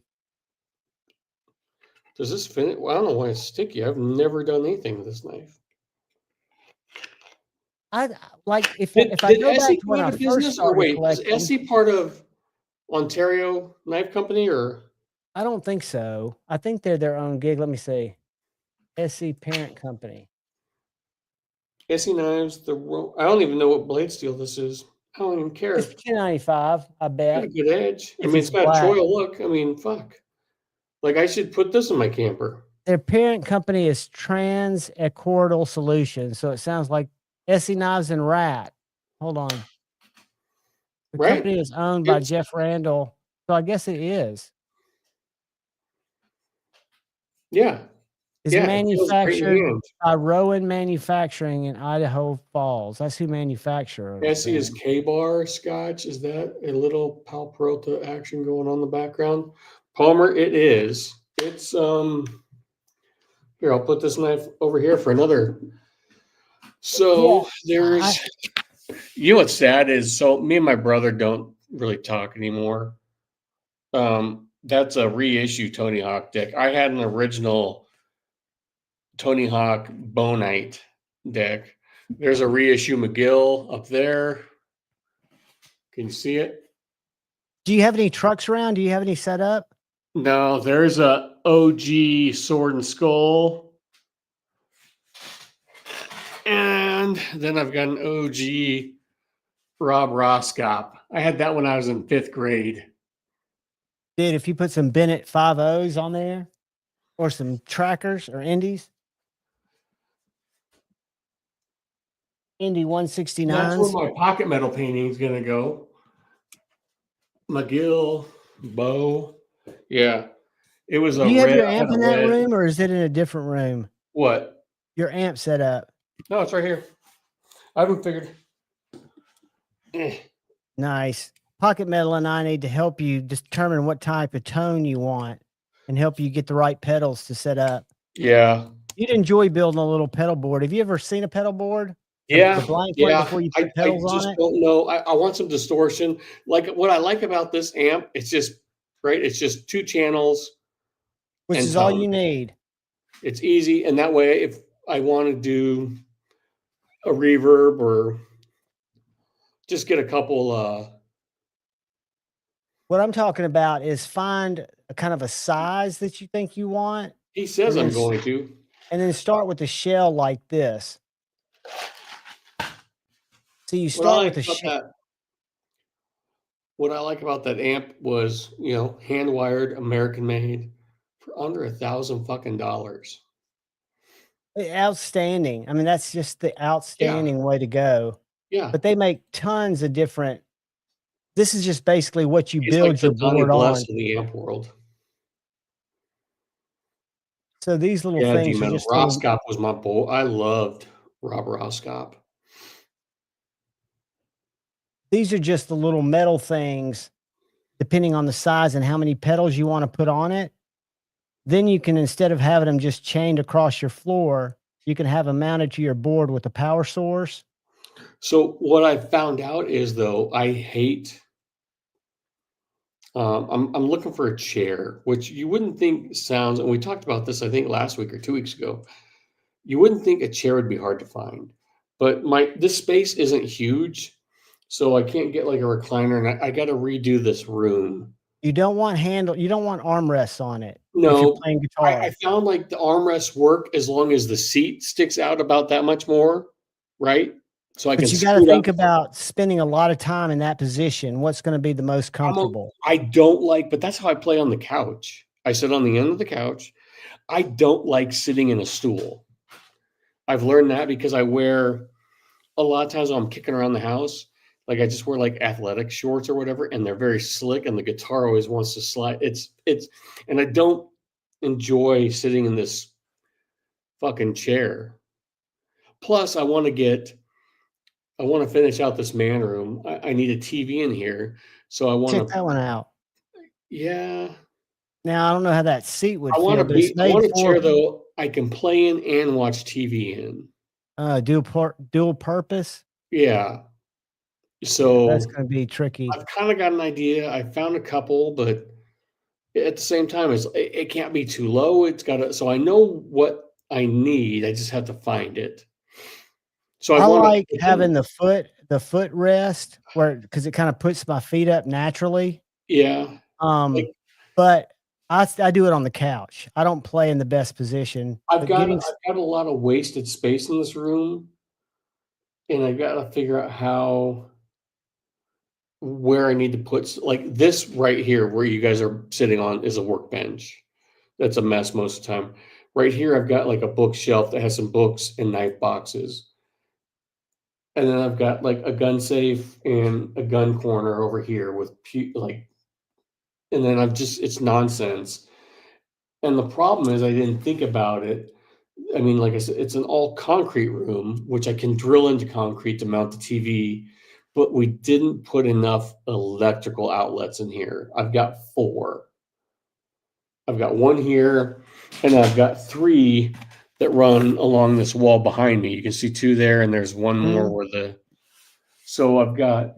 My plan was like back here along that wall. I was going to build like a workbench, and now I don't think I'm going to do that. So I've got to figure out what I want to do. So that's yeah. That's another good choice if you don't want to do pedals. If you just want to get something to see what sounds you like Neil said, get a Digitech. But I had like my first effects processor was a Digitech GSP 121. But I have on my board now, I use way over my head. All the modeling amps and like something like this right here. Dude, I just got this. I mean, dude, you can't see it right there. That purple. Dude, under $1,000, hand wired, American made tube amp. I mean, and it's the perfect amp. And what it'll do is it'll give you the ability to shape any sounds you want into it. And something like that, the only thing that is that's got more effects than you'd ever need. But it's 1 unit that you plug into your amp, and it's got everything from distortion to delays. I'll send you a link to an expression pedal, and it's quality. There are other makers that do multi-effects, probably. Hey guys, Steve here with Scotch and Things.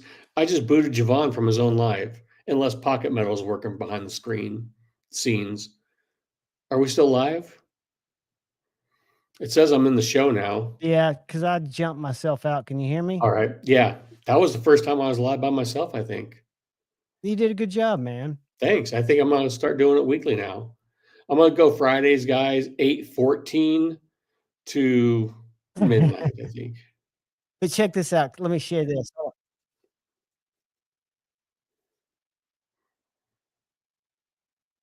More about Dude, did you see all of Line 6 products, fires, speakers, effects.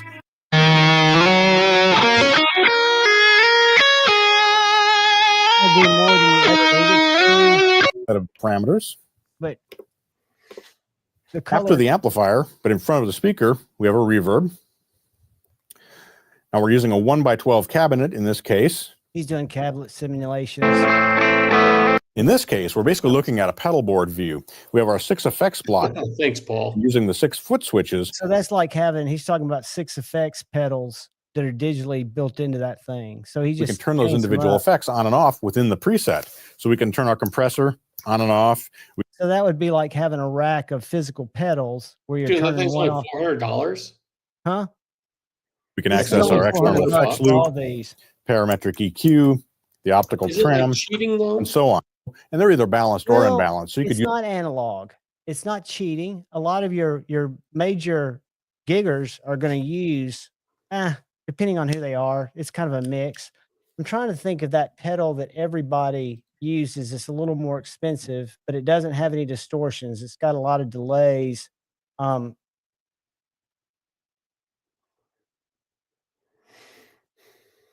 But if you like, the thing about a multi-effects pedal to start with is it gives you a palette that's unlimited. So you can find out, do you like phasers? Do you like a flanger better? Do you even need that was the thing, like picking, like at first I knew what I wanted. So then now I'm 3 guitars deep and I've got 2 fucking amps like an idiot. Like I jump head first in like I do with everything. Right. That was easy compared to pedals. Right. That's why.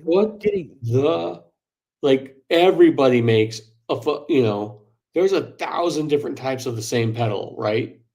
And how do you you can't play, how do you find the one you like? There's just. What is that multi-effects pedal I'm thinking about that's white, that's got the big black knob on it? The reason, because there are so many different ones, depending if you want, I would think for an amp like yours. Rob, I got the Marla amplification S20V. He's out of North Carolina, makes everything. he hand wires the chat. I mean, everything's handmade except for the speaker, but the cabinet and the custom. He'll make it however you want. He's got colors here. I had it. Can you see it? It's that purple. He makes them natural, but then he also does colors. That one was broken. It's broken right. Can't see it, but it's right. Where's my finger? There's a crack from shipping because it was one of his demo ones he was sending out. Oh, and just obviously in the chassis. Just in the cabinet.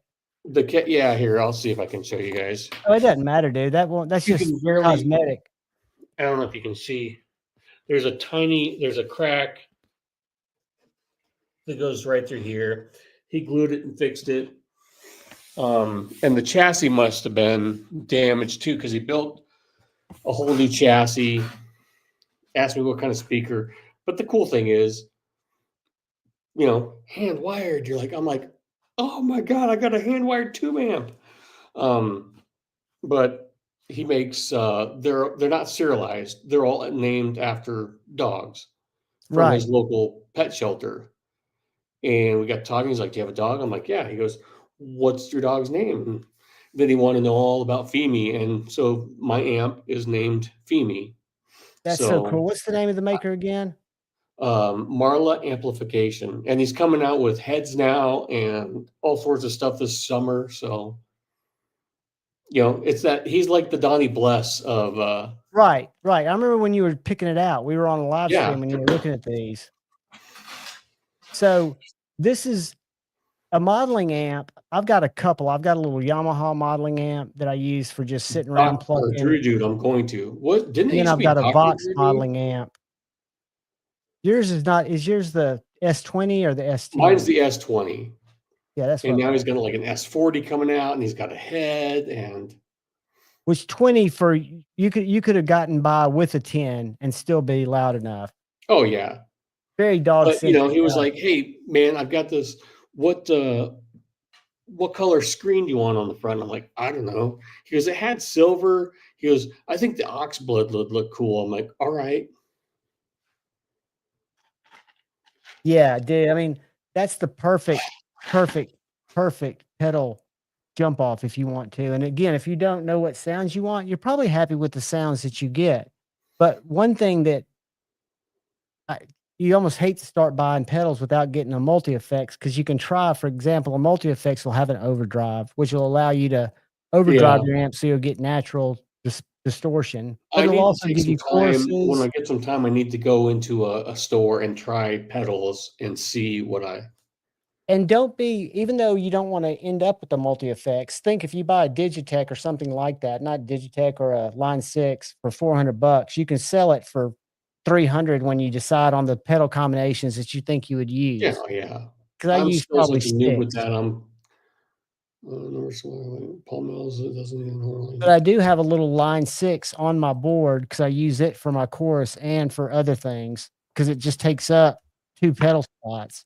It was it's fun. It's fun getting to. I like that. I mean, it is considerably better sounding than that practice amp I got from the little Frontman. And the thing is, the louder and you get the volume right before breakup, which that's why a 10-watt amp can be better for a house because you can get those rich tones at a lower volume, or you can buy a limiter to put on it. And when you're talking about breakup, you're talking about natural exactly, just getting a little more character in the sound, right? And you can do that with a limiter that you just put in between your guitar and your amp. And then hey, what? All right, I'm turning this button on the amp. I'm turning this button on this knob on my fucking guitar. What's it sound like now? And just playing these. All right, these sound like this. What's it sound like when I do this or split this? Or it's just been a lot of fun.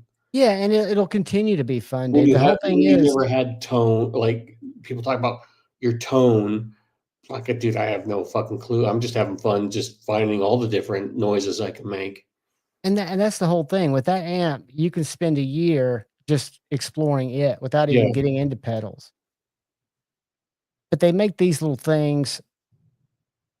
This is on Amazon. It's just I learned Rock You Like a Hurricane last week. And I know it's an easy, but I'd never focused on it, never thought of it, found it, and I was like, holy shit. But just to be able to recreate something that you've heard. I mean, Yeah, you know I'm you're making making those noise that small sounds steps like through noise I progress. recognize. It's a great pedal. I played with a guy who used that pedal. My favorite, because I've got a weird soundboard. I try to recreate a Jerry Garcia board, and it's called a Mutron. It's an older recreation of an old pedal that he used to use, an envelope filter, which gives you, it's kind of like an auto wah on the Mutron. But that was my most expensive pedal. But it's handmade. Every Fender amp on one amp. Oh, yeah, mine's the Frontman. The Frontman, yeah, it's just like a little it's not bad. It got me, it's fine for a couple months, but then when you're an idiot, it probably would have been fine for another 10 years with me. But This is an original. I got stupid. a What the remake. fuck? That's the envelope filter. Let me find one that's a remake. Jesus Christ, that was $1,000. No, that's a vintage one. Oh, I was trying to find. Hold on. I want you to be able to hear one. Mutron envelope.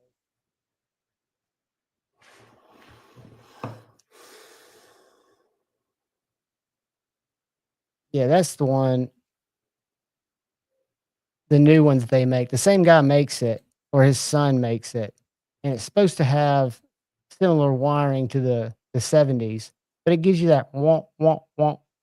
I thought they had a video to one where you could actually hear it. There you go.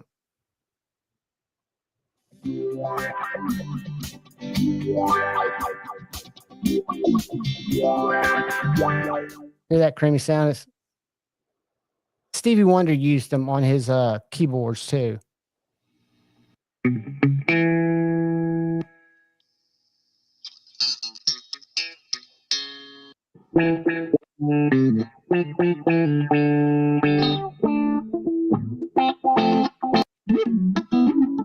Doesn't sound like much there, but that's a cool filter. I have that. I have an overdrive. I run it through a Fender Blues Deluxe, just a twin reverb. So I've got the reverb on the amp, but I've got an inline filter or inline tuner, which you want, an overdrive, I don't have a distortion, phaser. Don't know why I bought the phaser. I use it very rarely. Vox expression pedal, which is kind of like a wah, and that Mutron, and then that line 6 multi effects that I really just use for chorus. And I've got a delay. I don't know which. I haven't looked at that pedal board in so long. But yeah, I would start with just a nice multi effects. Go in and play with some, and you'll get 80 sounds, 70 sounds. It will be fun. Oh, oh man, Pocket Metal's not here. Hopefully he'll pop in. Here, you want to see something funny?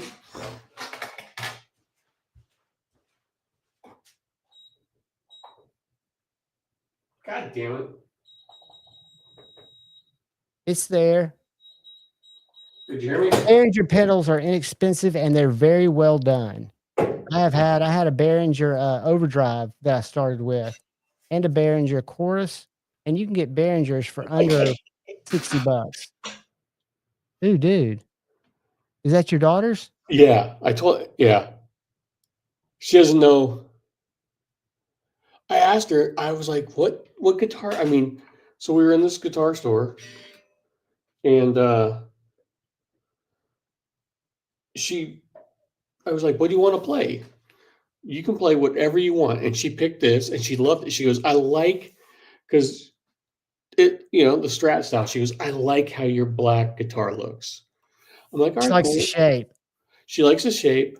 And this is a little, and you know what? The frets are good. They're not stabby. It sounded good. She got a fucking, she picked it. I was like, all right, she played it. I'm like, are you sure? There's nothing on this wall you like? She goes, I really like that purple one. And she played a killer, man. She didn't. No one. Like I said, and she doesn't know I bought it. And, so it's a surprise. Yeah, because I can't get one kid something and not get the other three something. Yeah, you got that. So this is just sitting in the safe until I get the other figure out, because I keep asking the others. I'm like, well, if you had like $200 to spend, what would you buy? Save this link, Scotch. This guy is I just put it in the chat. This guy is he's a pedal maker. He lives in Nashville, but he also reviews and talks about like Behringer, and he gives great reviews on these. Are very inexpensive pedals, but this guy is a super resource. I watch his content, especially when I was building my board. He's got really interesting. He's a maker. Is a DM3. So the DM3 came along after the DM2. So he talks about the circuitry and everything. And there's another guy that I want you to check out. And those are just, it's a lot of good content if you want to learn about. Yeah, I mean, she taught herself how to play. She's a good player. Like, she just got in the store and started playing Pink Floyd and then whatever other bullshit music she listens to. Does she play any other instruments? She taught herself keyboard first, and then she taught herself acoustic. And I let her whatever she want. Like, I'm like, here, play my guitar. I'm like, you better play, and she can play mine whenever she wants. But then I was like, fuck, man, let's get her something of her own that she can keep in her room and put a sticker or two on if she wants to. Oh, fuck, whatever she wants to do. So these are the two guys that are making kind of boutique on a little bit larger scale pedals now. I don't think you could go wrong, not only purchasing either of these, but just learning. They've both got really good YouTube channels, not just talking about their pedals. They talk about other pedals that inspired their pedals. So you think about knives being gray areas, knives that look alike. You think about circuits that are trying to recreate the sound of a Klon, KLON, which is one of the more famous overdrive pedals. So people are trying to recreate those sounds because you can't patent the sound, right? What's funny though? Like, people they think we're knife guys and that's all we watch. Like, I watch more guitar and I've watched that for years, or shoe content, or just dumb bullshit stuff like that I do knife content. I've got this pedal right here. I don't know if he loves it or hates it, but this is the overdrive. The full tone OCD pedal. Do you love it or do you hate it? Opinions vary greatly. So this guy gets into, this guy's not only a player, but all that sort of thing. And all this other stuff is the things that you would see on the schematic. She's on a breadboard. Breadboard allows screen. It seems like there's no medium. Let me get it stopped. Can you see it? Yeah. Did you ask, does the pedal show? No, do you watch that pedal show? I don't think so. Let me see. I think they're from I think it's called That Pedal Show. They're huge. I think I maybe do. And there's a guitar company, a shop that I watch in Europe that have a couple of good guys.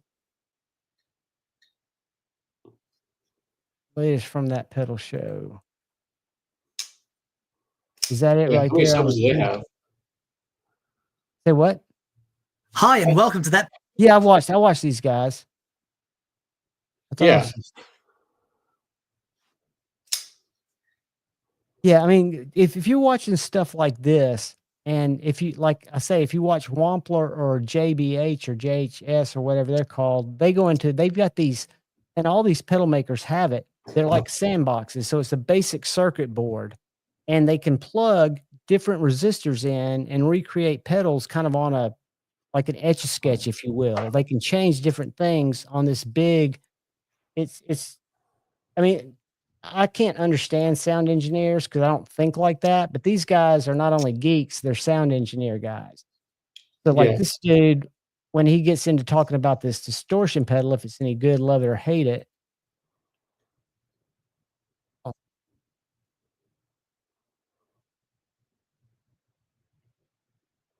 More compressed, so it goes kind of across these dots. But like he gets into I was going to try to, where's his little thing?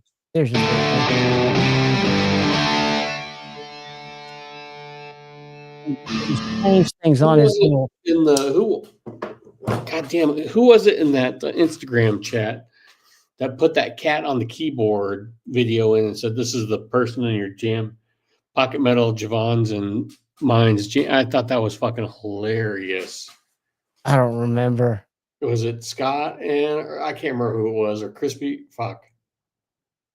Someone in that group chat. 1095's on most of my coated outdoor blades, but then my TKLs are 80 CRV2, and I don't own any very good knife companies yet, but I've reviewed 3 of them, and 2 of them were 80 CRV2. One of them was Nitro V, and if you talk to Jacob, he prefers 80 CRV2 and says it holds up better. Don't ask me how, don't ask me why, just he prefers it. All right, guys. I'll let you guys. It's 10. I got to go watch a movie about. Watch a movie, then see us on Said Stevie. They're going to be on later. Watch a movie about a little kid that was adopted that was actually an adult. Is it a true story? I don't know. I think it is. I think my wife saw something, and now there's a movie. It's not bad. Well, enjoy it, dude. And did you really, Matt? Huh? He made me a Huskers Hank. You know what? I made you nothing. I'm sorry. I'll give you a hug. Here, I'll give you a hug right now. Oh. I've been weak on my drops tonight. I apologize.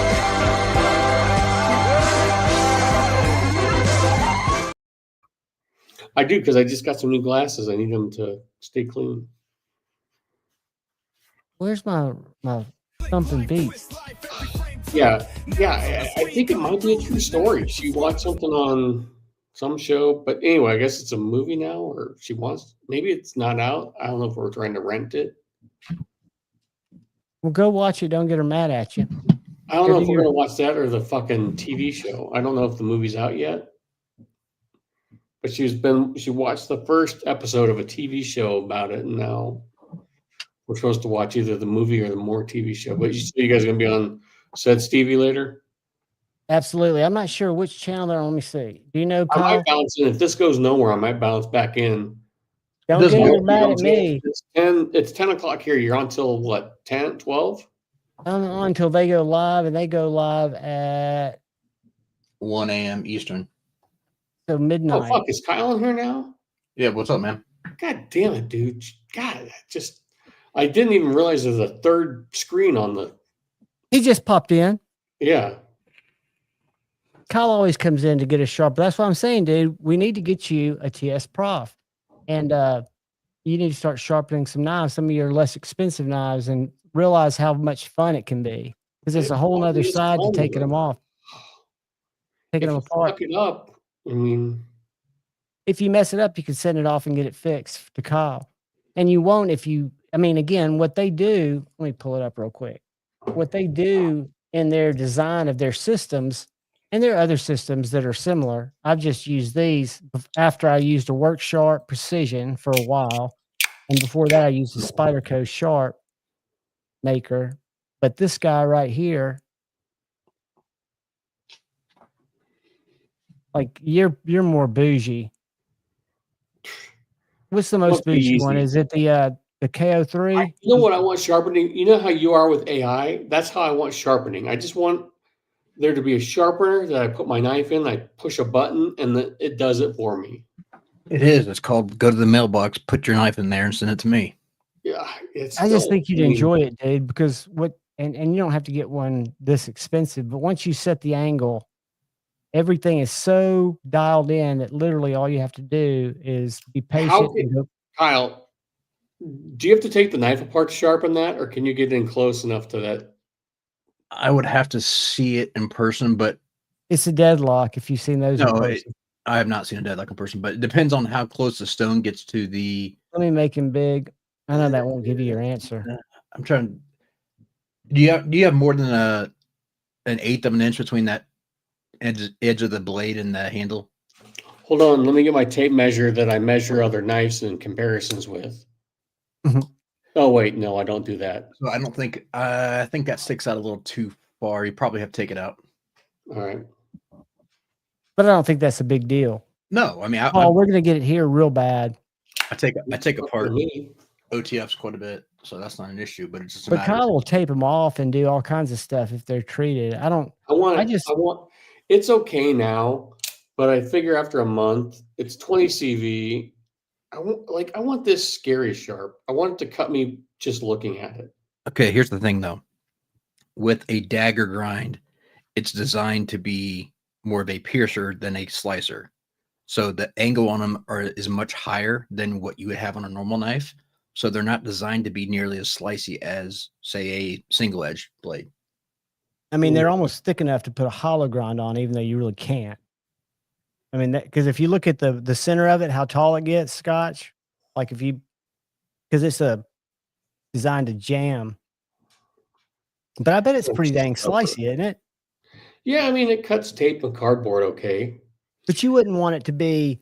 I'm not saying I couldn't improve it. I'm just saying that you don't want to lower the angle on it because it's going to look crazy. Because you have to think about it. So yeah, you don't want a super wide bevel on it. Well, on a normal knife, you have your bevel that goes from here all the way down to here. Yeah. Well, on your knife, it's this wide, and you have two bevels, so you have to go from that center point down on both sides.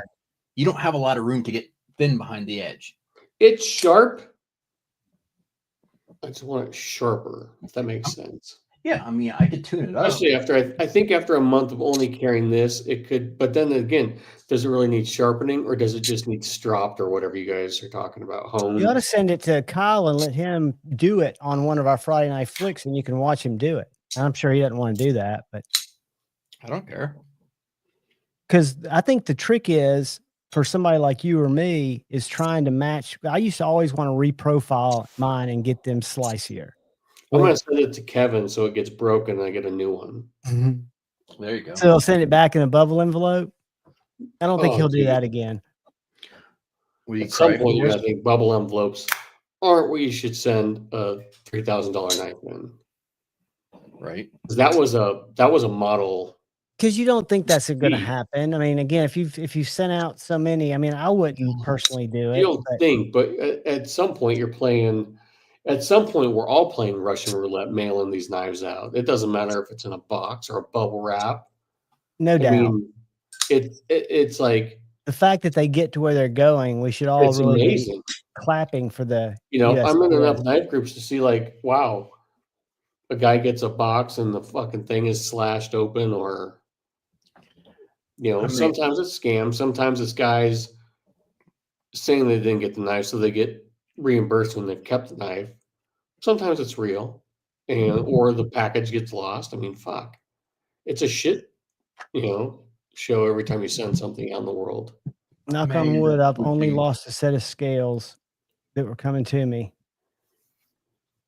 They made it to Virginia and never left. All right, guys, I'm gonna go watch whatever fucking weird show my wife wants. Watch it, enjoy it, and I'll try. If it sucks and we don't end up watching it, I'll bounce back in. You got the link, brother. Or I'll see you guys at Steven. Basically, I'll just sit there and listen. I'll say, hey, what's up? All right, brother. Love you, dude. Later, Kyle. See you. Fixed blades, thick on the grind, plus 24 angle on them. I always thought mine were around 21, but I never am good at checking the angle. I mean, I know how to do it with the Sharpie, but once I go and see how close I am, I figure I can get the rest of the way there. I don't know why I don't try to adjust it to make it match exactly. But are these small fixies around that too, do you think, Kyle, around that 24-degree angle? It depends on the maker. I mean, there's so many variables, but the main thing is looking at the thickness behind the edge and the grind is more important than the edge factory angle, because you can make it fit the knife. So right, but can you make it fit the knife without regrinding it? Or like, so if I was going to try to match that angle, which I don't need to sharpen it now, but that TCAL, yeah, those are super thick behind the edge.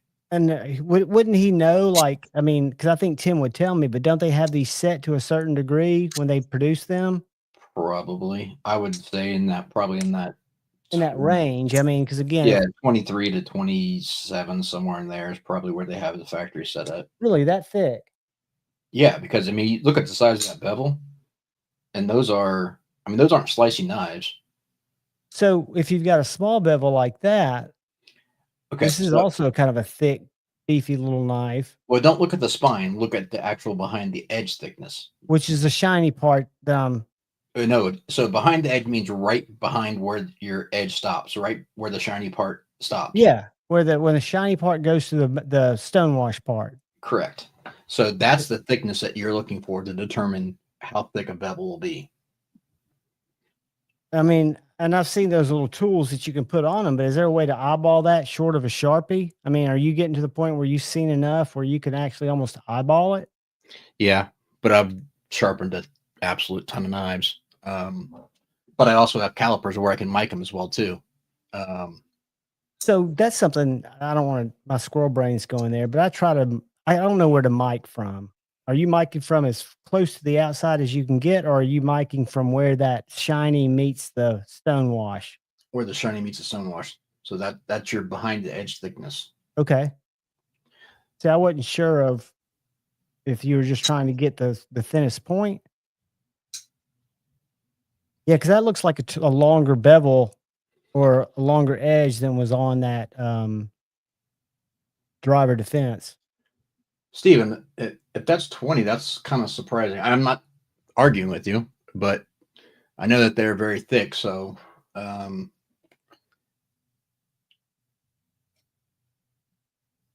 I mean, and most people will tell you, I was really surprised, and I still don't understand this because, Todd Brown, is it Todd Brown? Who makes the FSD and the Cortex?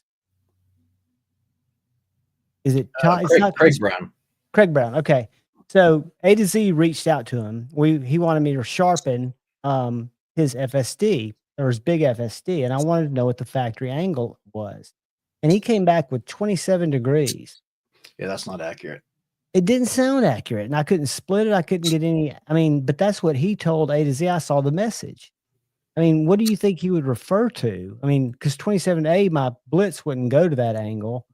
B, I couldn't see. You couldn't divide that by 2. It wouldn't make sense without having a huge bevel because it had very little bevel on it that you could see. Yeah, I have no idea, but unless he just mistyped because they're close to 21, 22 from the factory. I've done several of them. Maybe the 2's close to the 7. No, I mean I don't know. Maybe he just misspoke, or I'm not sure, but they're not 27 from the factory. I wish I had my sharpener over here. I mean, based on I've done a sample size of probably 4 to 5 of them, so I think that would be decent enough to be able to tell. Yeah, Paul, we just lowered yours barely because we didn't want to get too crazy with it, but you wanted it a little bit sharper than what stock was. So, and you still got plenty of edge strengthness, I would think, by going to that. Yeah. But like that chickadee you sharpened for Kevin, I won't grab it. You probably don't remember, but it doesn't seem like you reprofiled it that much. It's slicey as it can be. If you give me a second, I can tell you exactly what it is. Let me pull up my documents. I keep record of all that stuff. That is very cool. I'm trying to think. Somebody got a book. One of my buddies who I text got a book from his wife. That's a wife, kind of like a knife diary, where you can keep Billy those. was selling those for a while. Huh? So Billy was selling those for a while. I haven't touched that chickadee up yet. It has not have to be touched up.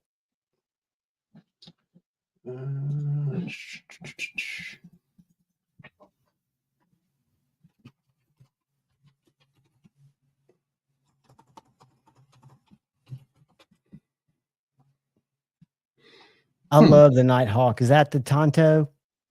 I had one of those. I actually traded it for this. I'm not finding it, but don't worry about that one. Look at Mark Clark's Sage 5. I'm almost 100% positive that that chickadee was, I want to say 20. True, Jeffrey. Mark Park says, do you know what you put on a Sage 5? I can tell, yeah. Crispy. Have you cut your? Oh, they are sticky sharp, dude. I'll show you the one while he looks for that. That Mark, impressive. Your Sage was at 17. The Vulcan was at 20.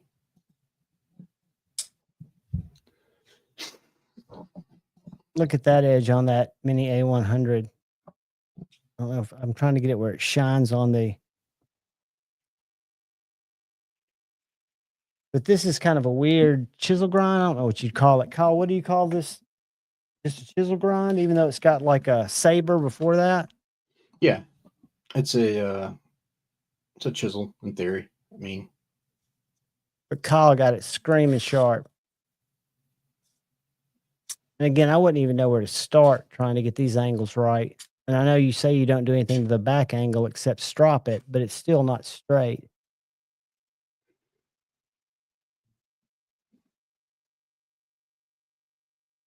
Got some scrap paper stuck on my. Mark, yeah, that Sage turned out great. Was it a Rex?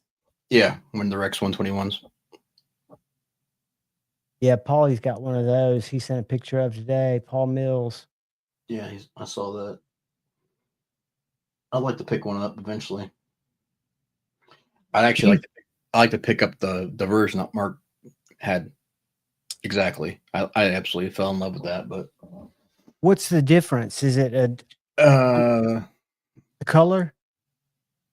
No, he had aftermarket scales and some other stuff. So I like the way his was set up. Exactly. So I got to check out a Bodacious. I'll get to review it hopefully maybe this weekend. I like the Bodacious with aftermarket scales a lot.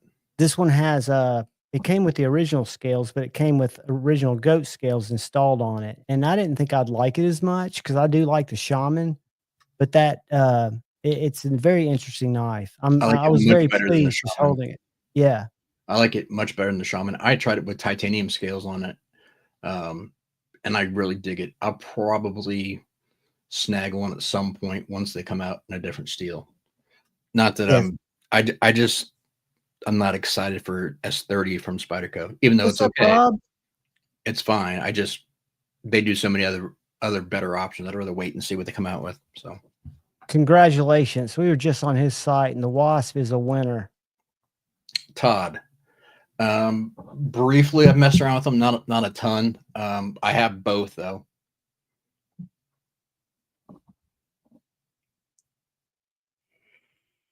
His work, and you're familiar with it, aren't you, Kyle, with Jacob over at Very Good Knife Company?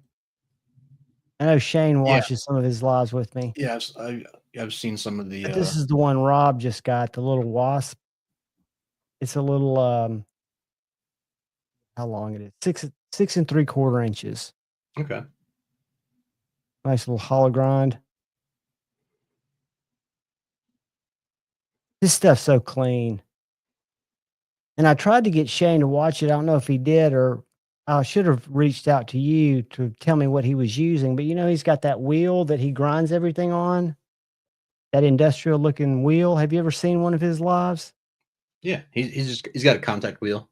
Well, he has this metal thing that's made by it's the same color as the wheel, that when he's doing his hollow grinds, he has his blade lay in it and he pulls it from the bottom up, and he does that a couple of times, flips it,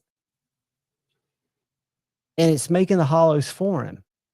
Yeah, there's several attachments that make hollow grind attachments. One is from Michael Upchurch, a member for 17 months. Shane's trying to call me. No wonder. What's up, Robert? You can answer it. No, I'll send him a link. I'm using my phone for the camera, so that's why it was. Howdy, buddy. Here, I'll send him a link. If you can't even text him, can you?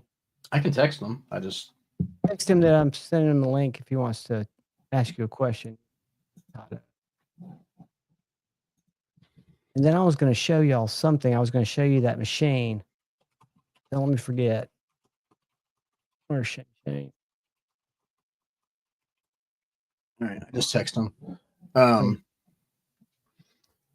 There's several attachments. I know Mayor Braid makes one, and there are a couple third-party ones that make ones that for the hollow grinds.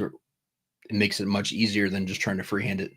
Well, what was interesting to me is it appeared that he was using different, there were different knives that I would guess had different hollows. Maybe they're all set the same, even though the blade shapes are different. Hold on, let me go. It was yesterday, I think. Maybe it was today.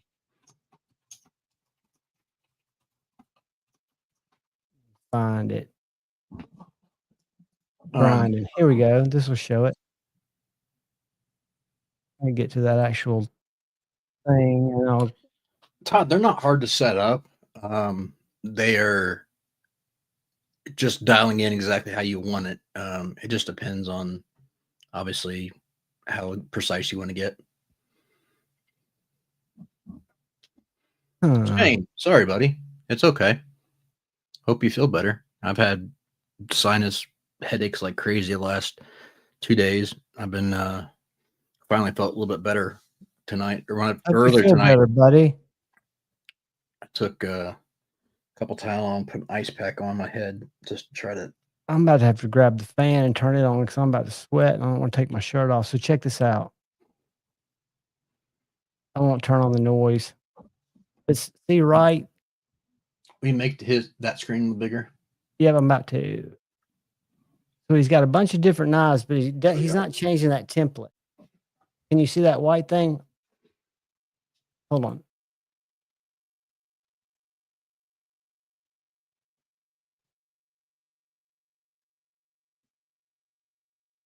See that white arm that's going perpendicular to the wheel?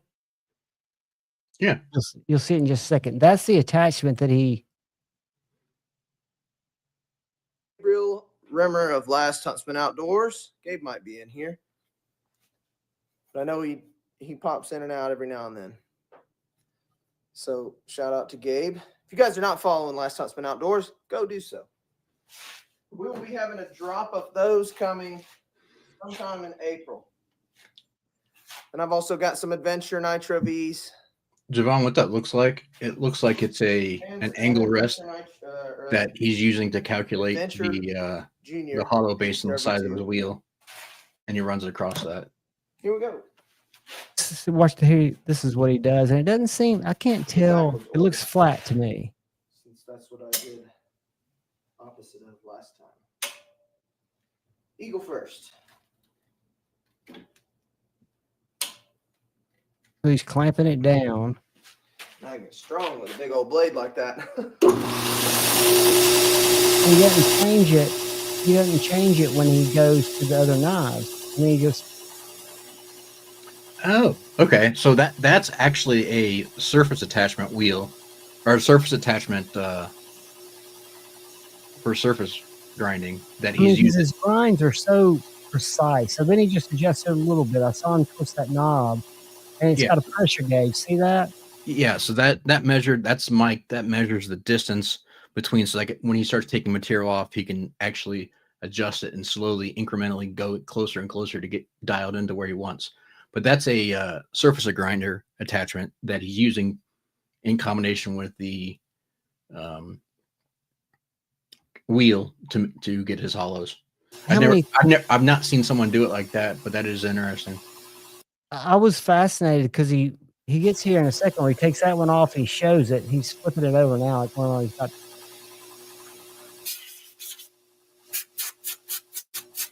And he does them so quickly. I just wonder if that's like an $8,000. 400.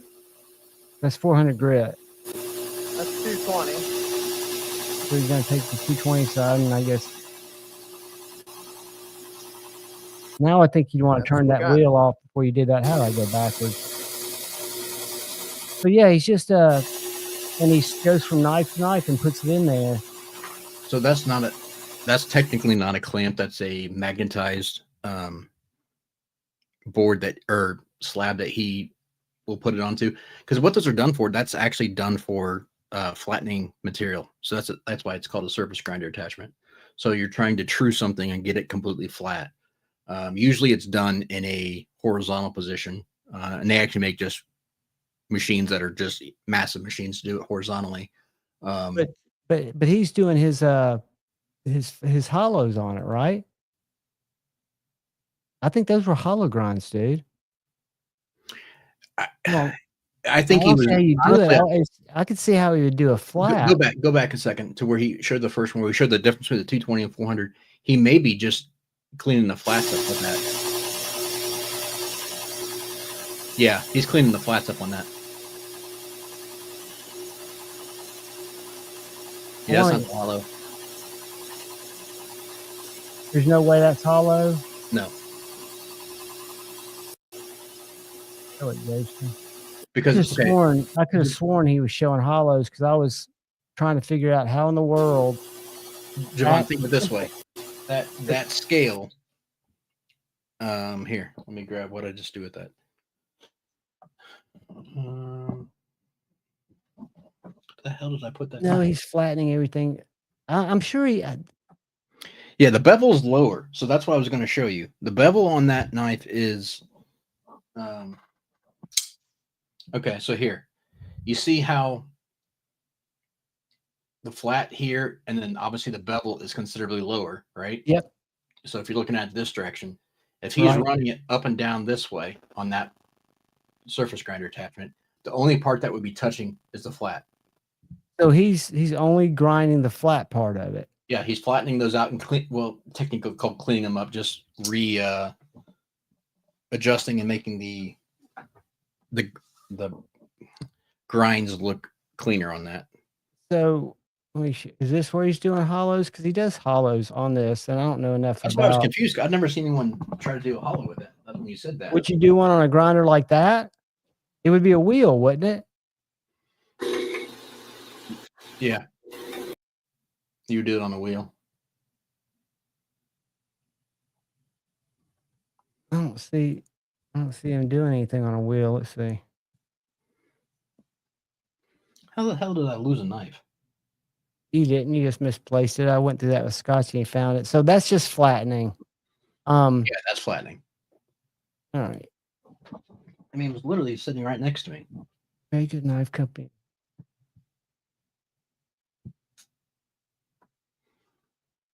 Type in hollow grind and see if it pulls it. What the shit? Crash.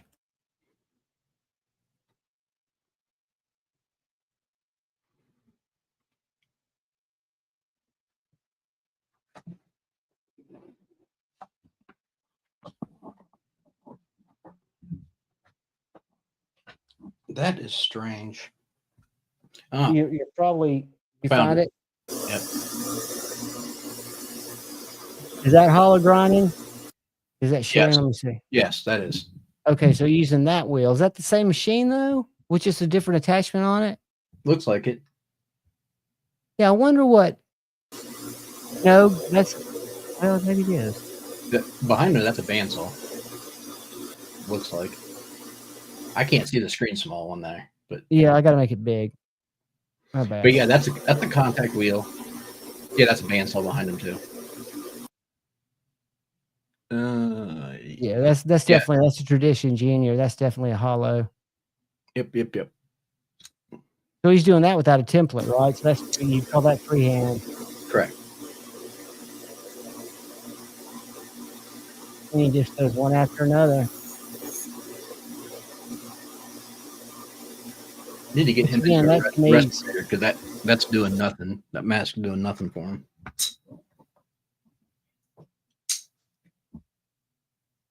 Is it making fine enough dust with that stuff going down the trash can? I guess it is. Well, especially when he's working with handle material, it will be. I wonder what he's doing there. Is he actually grinding? Yeah, he's trying to even up, get the bevels even from side to side. I just find it fascinating. I mean, I don't understand how. Hey, Lancelot Leather, good evening, my friend. Calls machine expert. Yeah, I mean, I've never owned a very good knife company knife, but my buddy A to Z's picked up two that I got to review, and another buddy sent in the first one that I saw, and I was very impressed with them. Very impressed with that Tradition Junior and the Tradition. Todd is correct. The larger the wheel, the higher you can get your hollow grind. The smaller the wheel, the shallower or the narrower it is from top to bottom. So is it common for knife makers to have different size wheels in their shop? Yeah. Yeah. Especially if they have different models that are doing different things. So like a knife like the Thug is not as tall from top to bottom, so it doesn't need a thick, or not thick, excuse me, a big hollow. Well, a big wheel, but something like that would need more because it's taller from top to bottom. Right. So that you wouldn't have it too. What would you call that? It needs to be more gentle, so it'd have to be a bigger wheel because it's a taller blade, correct, right? Yeah, you're trying to remove more from height wise. Very, very cool. Have you ever done anything like that, Kyle, outside of sharpening? I know you said it's. Have you ground stuff before? Not worthwhile. But I mean, have you played with it? I've got it. I've got one, not a thing. I've just got a cheapie, but I wasn't using it for steel at the time. I was using it for woodworking. But I watch Saw2 every Sunday. What's about the contact wheels? A lot of people, Jeffrey, like me, I'll get watching Saw2 and I pick up on totally different, because I think I subconsciously tune a lot of that out because I don't understand it. But his Sunday lives or his Sunday videos are must-see TV for me. Yeah, so I mean, I've got one. I've messed around with a couple beater knives, just goofing around, but nothing serious. The ground on an 8-inch wheel. The largest wheel I've seen is 22, but they're rare. The Thug's a sexy little beast. Shane, I know you don't feel good, but either give me a thumbs up or thumbs down based on that text I sent you earlier. Do you want me to show that off, yes or no? Absolutely. I'm going to drop that in the chat. What? Saw2's channel for anybody that might not be aware, just so they can see his Sunday. Probably the most undersubscribed channel on YouTube. Guy that's an absolute wealth of knowledge and a fantastic human being.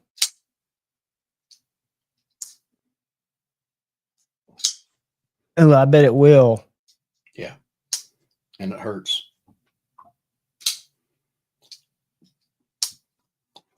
Thumbs up. I'm going to turn this fan on real quick. That's fine.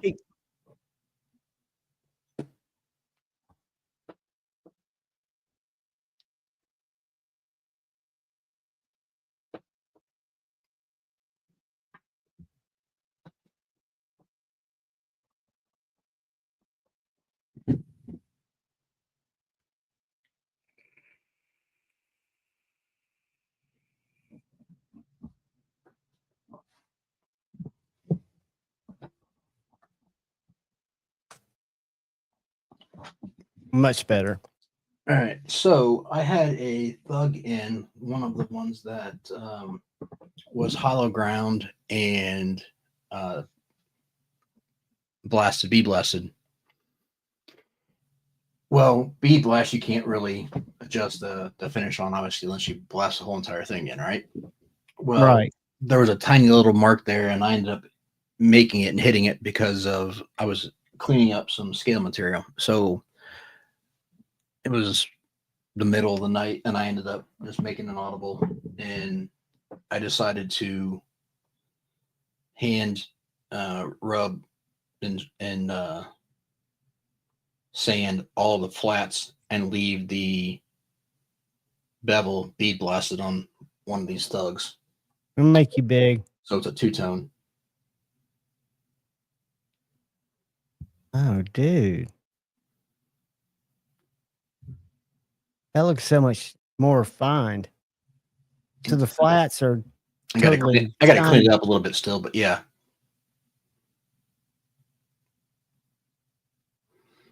Dude, that's gorgeous. Shane, that's a gorgeous knife.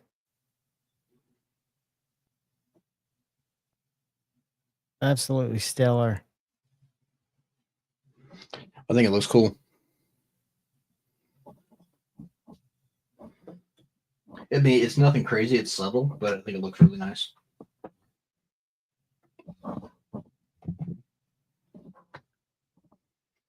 That's all I was going to show, John. Oh, cool. I was getting ready to text Shane something because I didn't want to. Give me 2 seconds.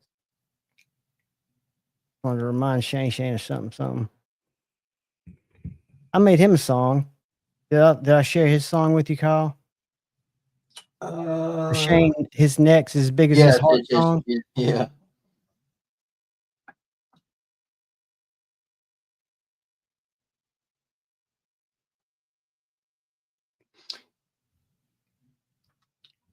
I don't know if you're talking to me or not, but thank you. While I'm on this. Oh, you're good.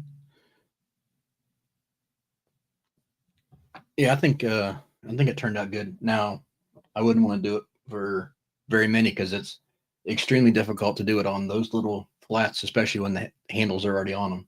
That's something you would do prior to putting scales on, but a lot of little small hand sand work, but I think it turned out cool. Very, very cool.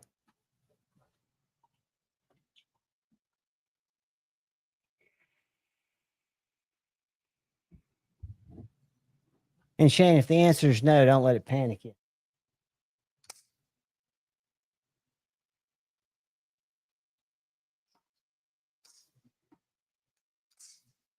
No, he's not, Maddie.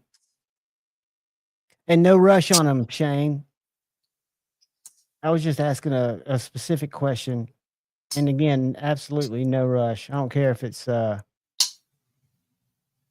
case Tony Bose. Check that out.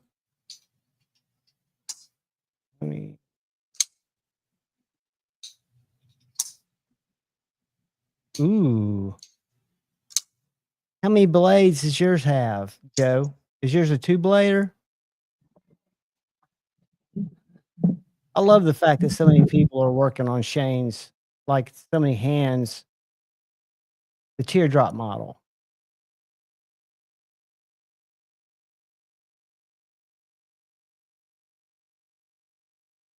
Teardrop. Hey, did you see Vero's little fixed blade? That again is too expensive. It has a lot of different blades that you can attach to it. Yeah. Kind of a neat idea. I think we talked about that Tuesday night. Yeah, it's been done before, and I just think it's a little pricey, but yeah. But hey, good for them. I'm sure it'll sell well. Yeah, that company that went out of business, I've got 2 of their knives. Arcform did that. Right. And when they did them in S35, and when they were on sale, they were very, very reasonable. Is it similar to that, Joe? Oh, Edgy, I'm in absolutely no rush, buddy, at all. I just wanted to make sure that I'd said I couldn't remember. You know me, I'm got early Alzheimer's. I'm absolutely no rush whatsoever. There is a new collab. I don't know if I'm sure you probably saw it. That apparently Jack Wolf is doing an American-made fixed blade now. Everybody's getting into fixed blades, aren't they? Let's see if I can find it.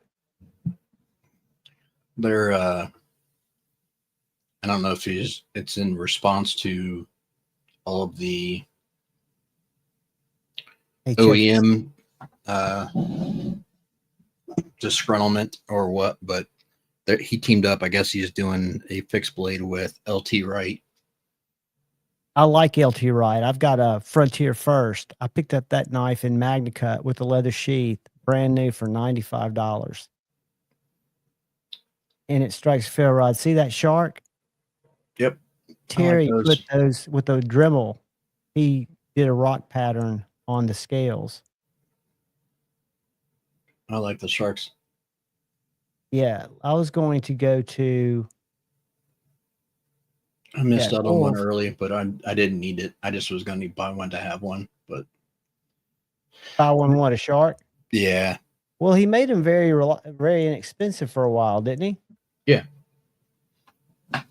They were cheap, but they were obviously in limited batches, whatever. But I mean, he still did a decent amount of them, but it's not like it's a production. Yeah, this is the one I guess that just came out, which looks pretty good. It's a locking knife. The Diamondback. Not a big fan. I'm trying to find the fixed blade. There it is. The future. And since 2022, Ben Belkin and his gorgeous mullets have taken the knife world. Are you serious? Say what? Nothing. I didn't know he was pushing the craft forward. At Blade Show Utah, I heard some rumors that they were collaborating with a very. Is Ricky making the video on Ben's page, or is that he just? It's Captain Ricky since 22. It looks like Captain Ricky's making it, but when I went down his page, it's like Ben tagged it. Okay, he probably tagged as a collaborator. Okay, is that the one he collaborated with? The most respected small batch shops in the USA. Now, the result of the collaboration between Jack Wolf and LT Wright is this beautiful knife right here. This is the Vampire Hunter. It made its debut at Blade Show Texas this year, and it is just a modern take on a boot knife. We have a beautiful. How expensive is that? I think it's going to be $3. Like 300? Yeah. And he was selling the others for 253, I think. I'm not crazy about the handle, but I like LT Wright a lot. And I know that a knife, let's just do this. I'm not crazy about LT Wright, but have you not had? I've only got one knife from him, and you know how I use knives. I've had limited experience with them, but the couple that I've had through, I was not all that impressed by. And DLT. I know they had issues with their Magna Cut originally too. And the one I've got's an early Magna Cut. When you say issues, it was just treated soft. Extremely. I'd have to check it. But what's curious about it, so the Frontier First was the one I've got. I'm trying to think of one that would be the same size.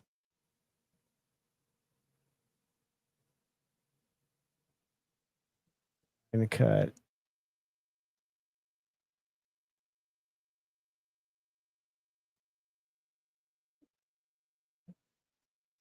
And they've got to be more expensive. I mean, for a knife like this is $325, but that's probably a bigger one. But they've got that's 9.5 inches, so that's much bigger. Daily carry 211.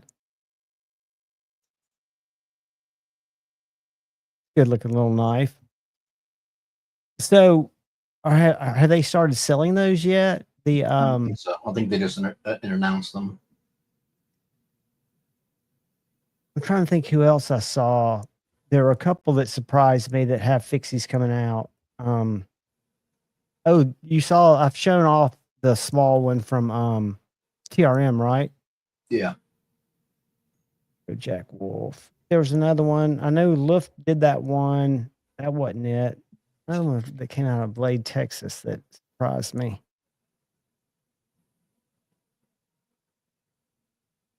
That's the only video on the fixed blade. Must be another one.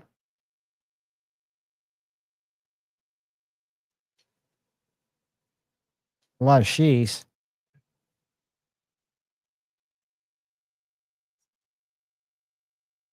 I'm not going to show a knife though. No, I'm not bashing them for making it here. Good for them. I mean, I think that's great. Yeah. I think it's a pretty knife. It's just not my favorite style in terms of, I'm sure it's really comfortable. I like the spear point. I like the swedge. And I'm a fan of LT Wright. I don't think that's a horrendous price for either for the. No, I don't either. For the knife. Each knife includes a premium leather sheath by Taylor Cortez, which are very nice sheaths. So that's going to add another $125. I'm sure they get a deal on it. But if you picked up one of these sheaths, I want to say they come. I've never owned one of his, but I've seen them a lot. They're very nice sheaths.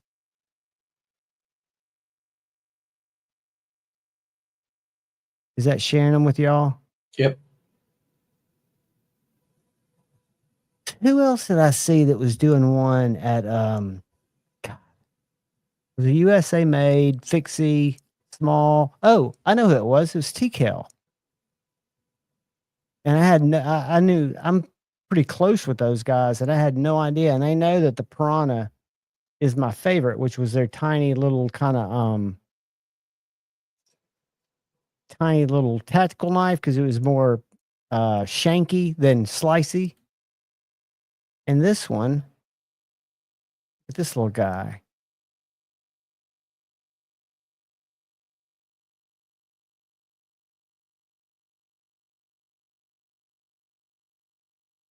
DCC knife, the new TKL Knives DP1. My favorite way to carry it is with the DCC 2.1 clip. Drop the 2.1 on it, put the thing straight in your watch pocket. The discrete carry concepts clip holds on perfect.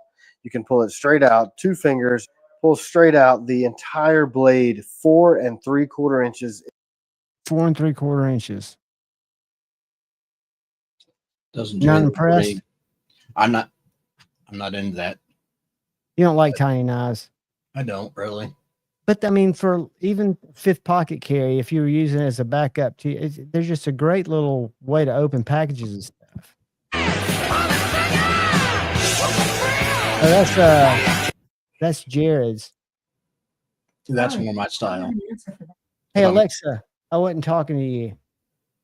Sorry. If I'm carrying a backup, that's more my style.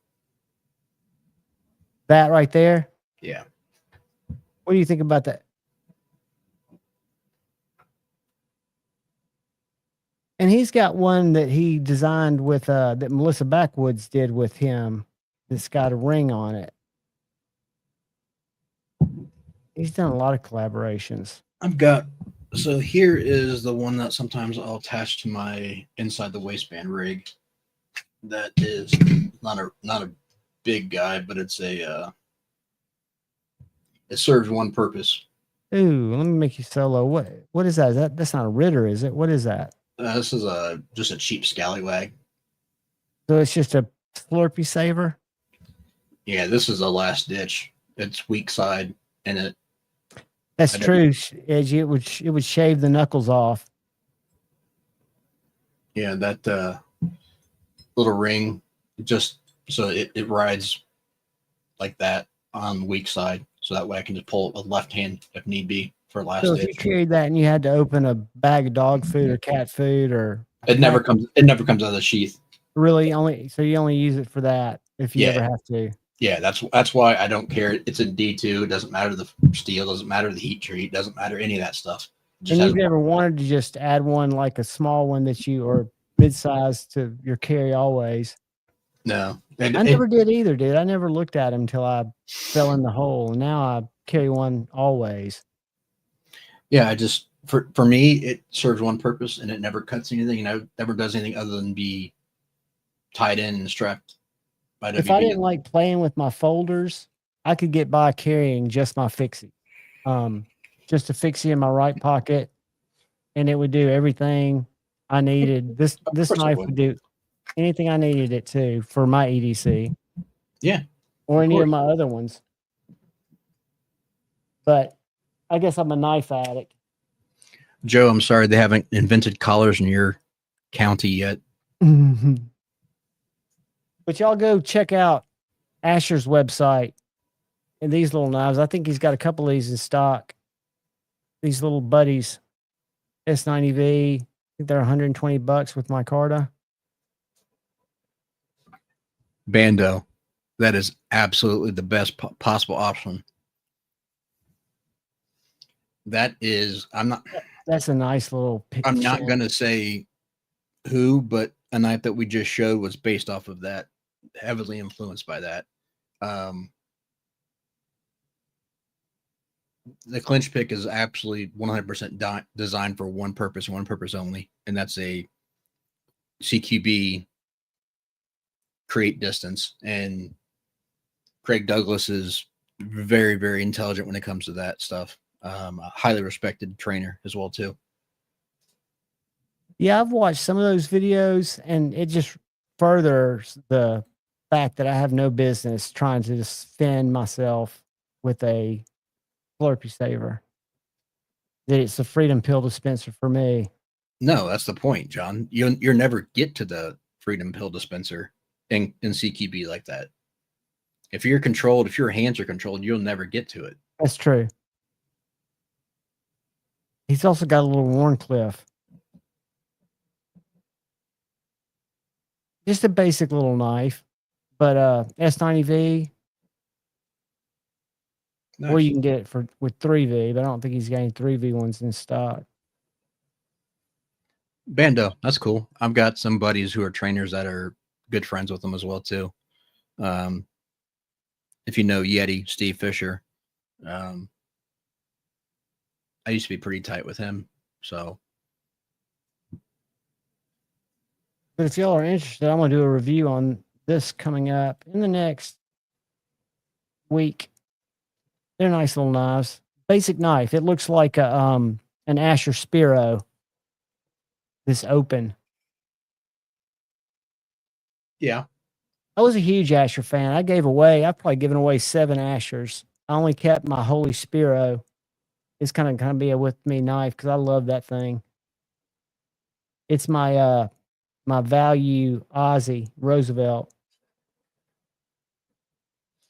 I remember that video Kevin did comparing the Roosevelt to that Asher. That's just silly. Is that what you texted me, buddy?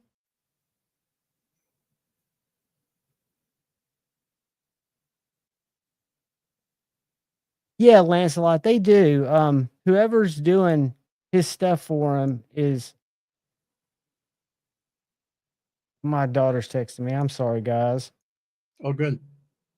No, she's house sitting this dog, and she keeps sending me pictures, cute pictures, and it's great. But I want to send her a link that I'm live. You can jump in the chat. Crispy, absolutely. And even closer, you have no chance of getting to it. So,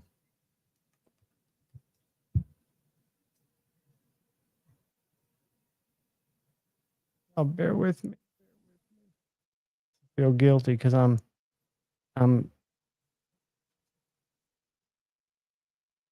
distracted as I'm trying to email myself so I can text her, which is crazy. But it's the things you do when you're the parent of a grown daughter and your cat's gone and slept in the other room. Dawson, it depends on the font. What does?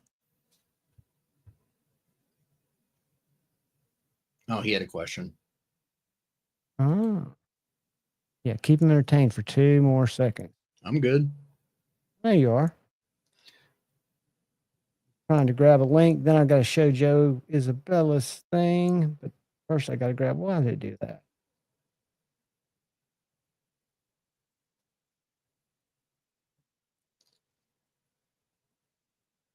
That's cool, Bando.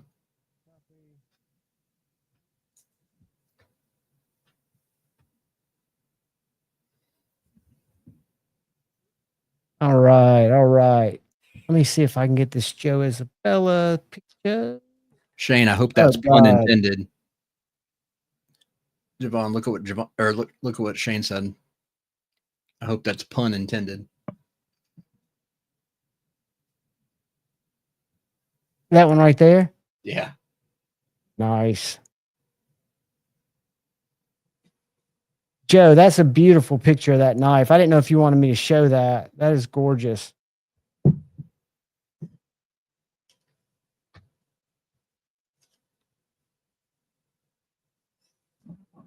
Hold on, I'm opening the video. Ooh, the little... I see. Javon, I'm going the tank. Can I show the tanks, Joe? You hear me? What's that? I'm going to get a beverage. I'll be right back. Okay, buddy.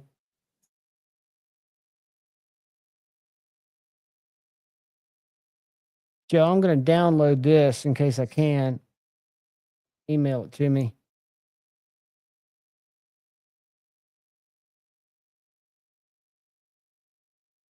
Ah. Sorry, guys. Yeah, he'll come back and he'll see your message. Should I drink a coffee or should I drink another grape soda? I think I'm going to drink a coffee. Because I've still got to make up. I've still got to record a video tonight. I'll show you what I'm recording it on.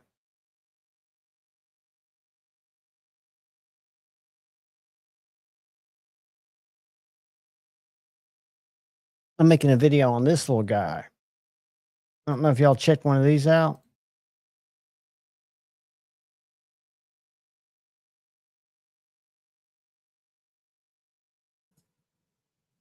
It's a Vosteed parallel.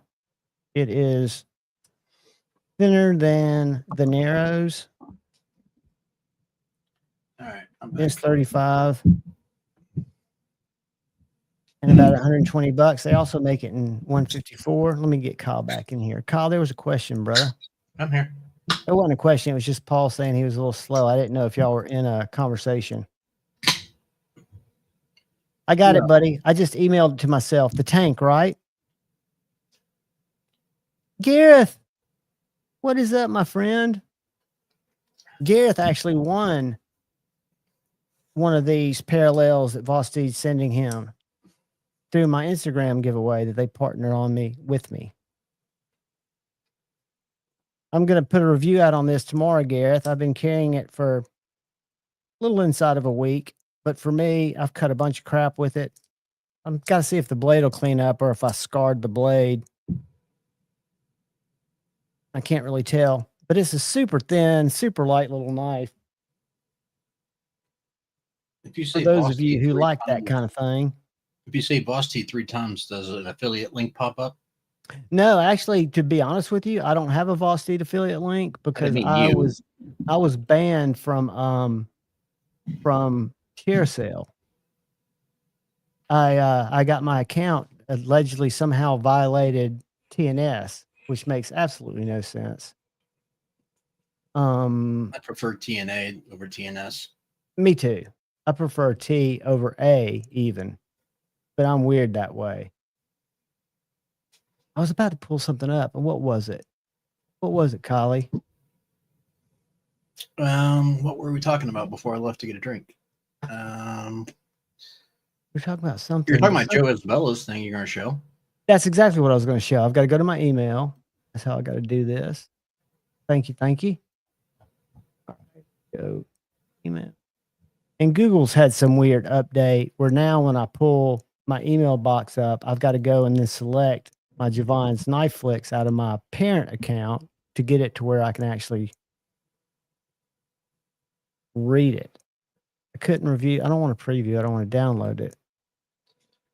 Well, they also have put a weird thing is they put a limit on the number of accounts you can have under the same phone number. What's the limit? I think I've got 4. I think 2 or 3 now. Interesting.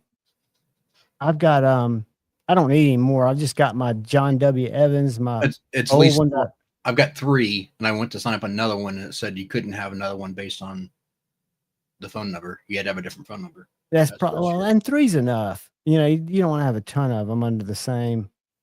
And I can get rid of my Knives Live one. I kept it just in case we did that again. Let me get to this video here. I've got a personal one. I've got a business one, and then I've got another one. That's for fun. But you can do Yahoo ones. You can do other emails. Right. But to sign up for an actual, like, say you wanted to use YouTube with a different account, you couldn't do it with more than 3. Those are neat, Joe. Those are very neat. I think they're magnetic, aren't they, Joe? Look at that caramel looking micarta.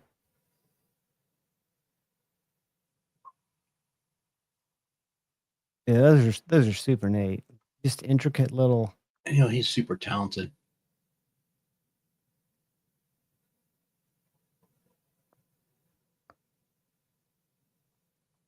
I think it says. I mean, that's just too cool. I mean, what all materials we got there? We got wood. We've got fat carbon.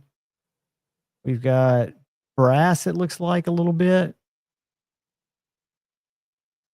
The micarta. Yeah, that's awesome.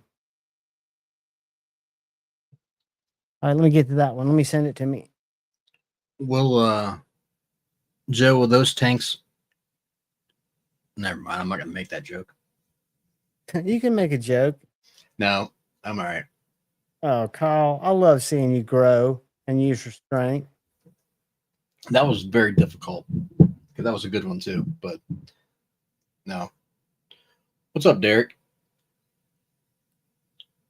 Joe, I've got that video, and then I've got the knife ones. It's the last video I sent you, which is the tank. That's the one. Look, is that not the one I just showed? Maybe it wasn't. Maybe, let me see.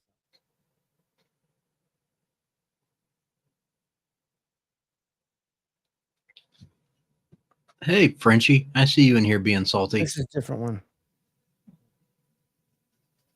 Let me get to that. Let me email it to me. Yvonne. Tank. I don't need a subject. All right, it's on its way.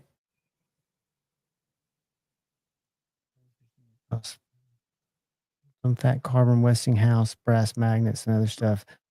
Joe, I mean, does that stuff just like come to your head, or do you see something that you're recreating? Awesome, Bando. I hope to see you there, my friend. Derek, you sound like you feel like you look.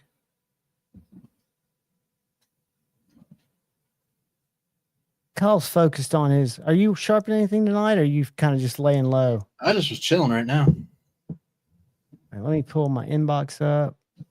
What's up, Branson? Brother Branson, is he also here? Oh, damn it.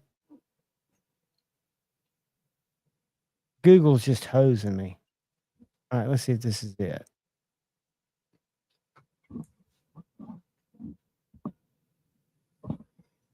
All right. I'm going to close that. I'm going to share this.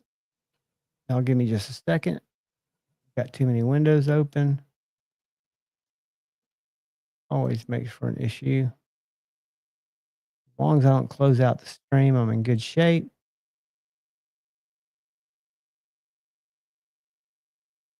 I feel kind of punchy. I think it's this coffee that I haven't had yet that's making me feel punchy. All right, here we go. I'm sharing now. Appreciate your patience. Oh, well, where the fuck did it go? There it is. Now, why can't I share it? All right. There it is. Boom. Oh. Can y'all see it? Can you see that one? Yep, we got the video. Ultim treads or wheels.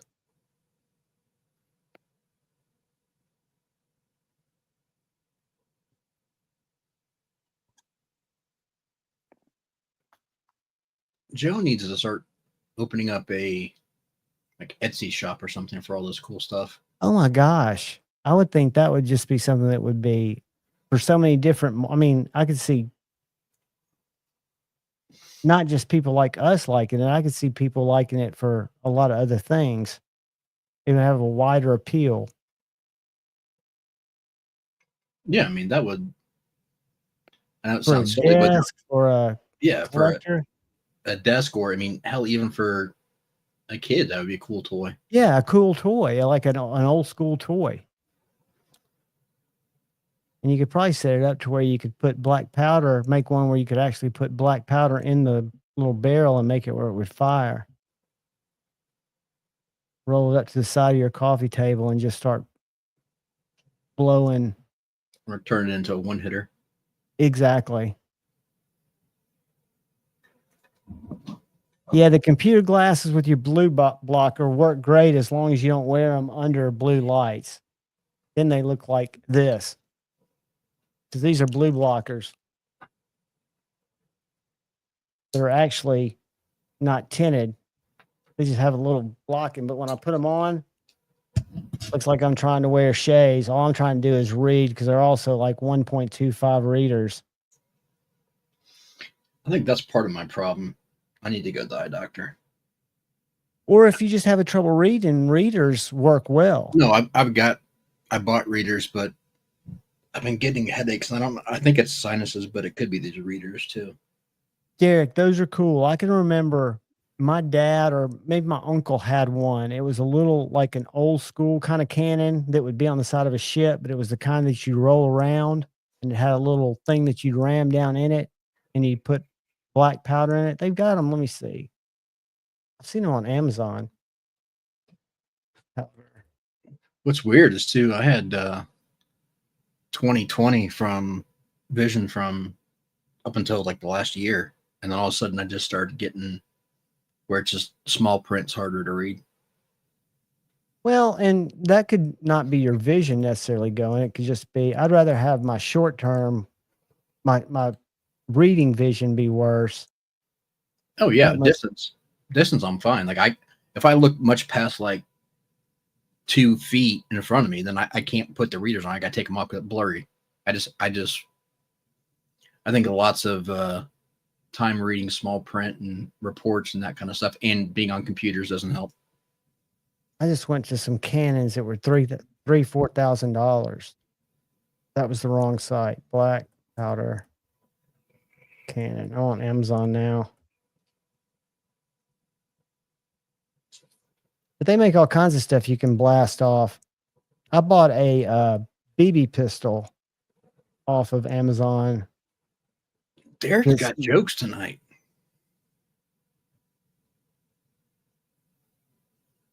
But check that little bad boy out.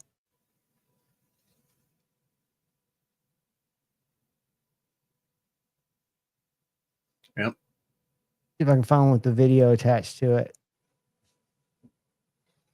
That's got a recoil mechanism, but they actually shoot little projectiles.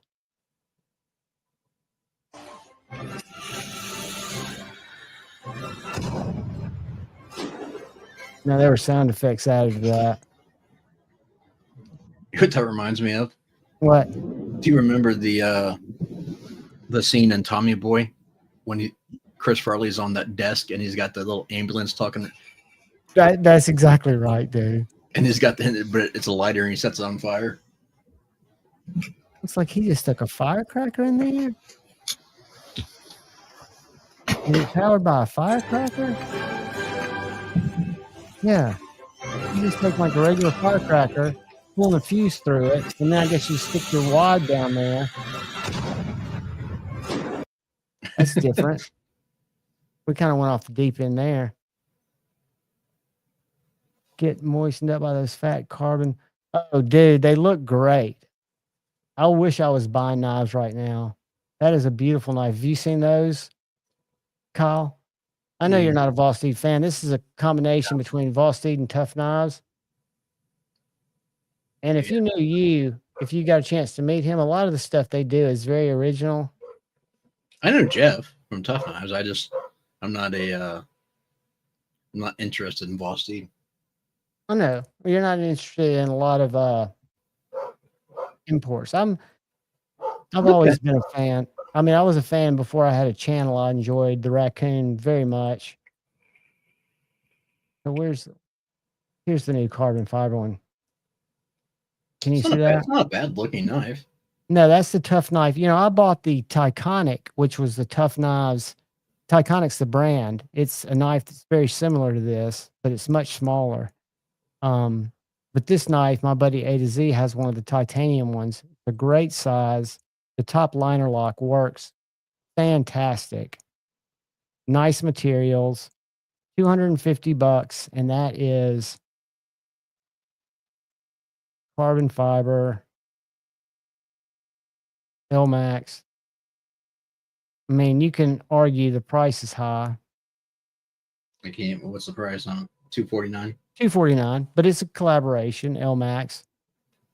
I mean, that's cheaper than a lot of the boutique OEMs. Yeah, I don't get mad at it, you know. And they also did it for $169 in my Carta. So they did a lower version with the same LMAX steel, same top liner lock, but just giving you more choices. You know, it just came out originally in titanium. Is that steel liners in that?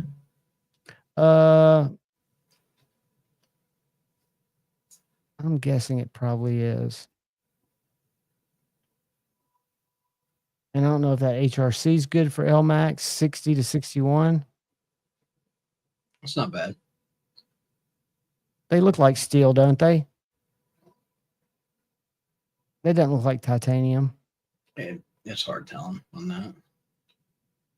Looks titanium. Does it usually say that? Backspacer's aluminum.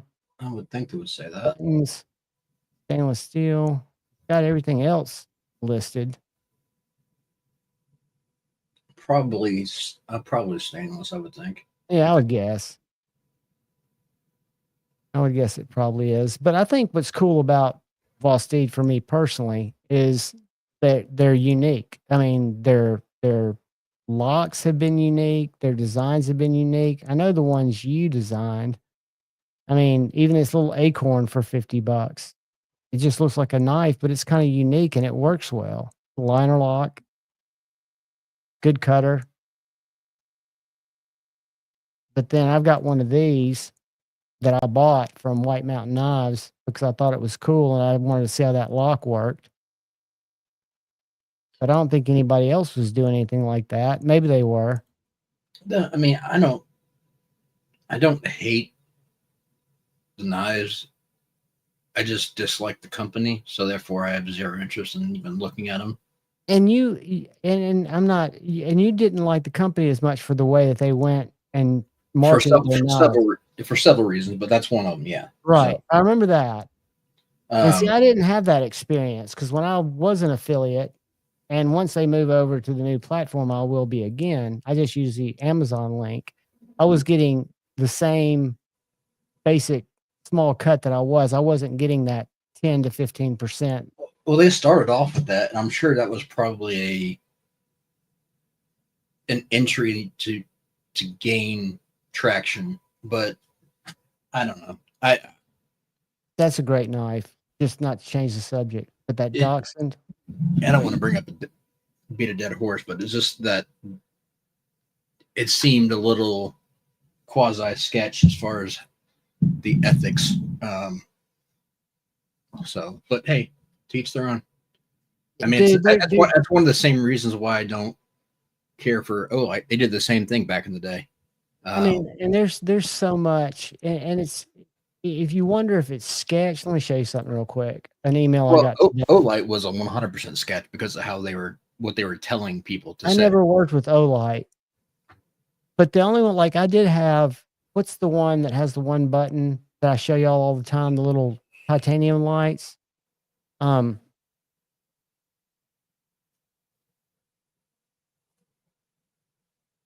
Vaughn. Yeah. Rovi Vaughn had sent me a couple of lights. I'd bought several and I reached out to them, and all they did was send me the light, asked me to do a review. They didn't ask any questions. They didn't want me to, do anything. One of them I liked. The one that had the convertible that you could put a AA battery into, I didn't like. So this Natalie, I mean, this is the kind of stuff that you get. Is it sketchy? No. Would I do it? No. Would some people do it? Probably. I mean, if it's a viable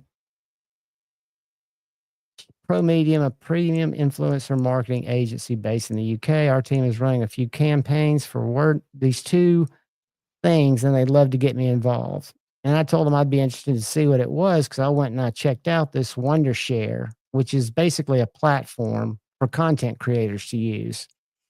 Again, am I going to do it? No, but people reach out all the time, from stuff that's related to knives to stuff that's not related to knives.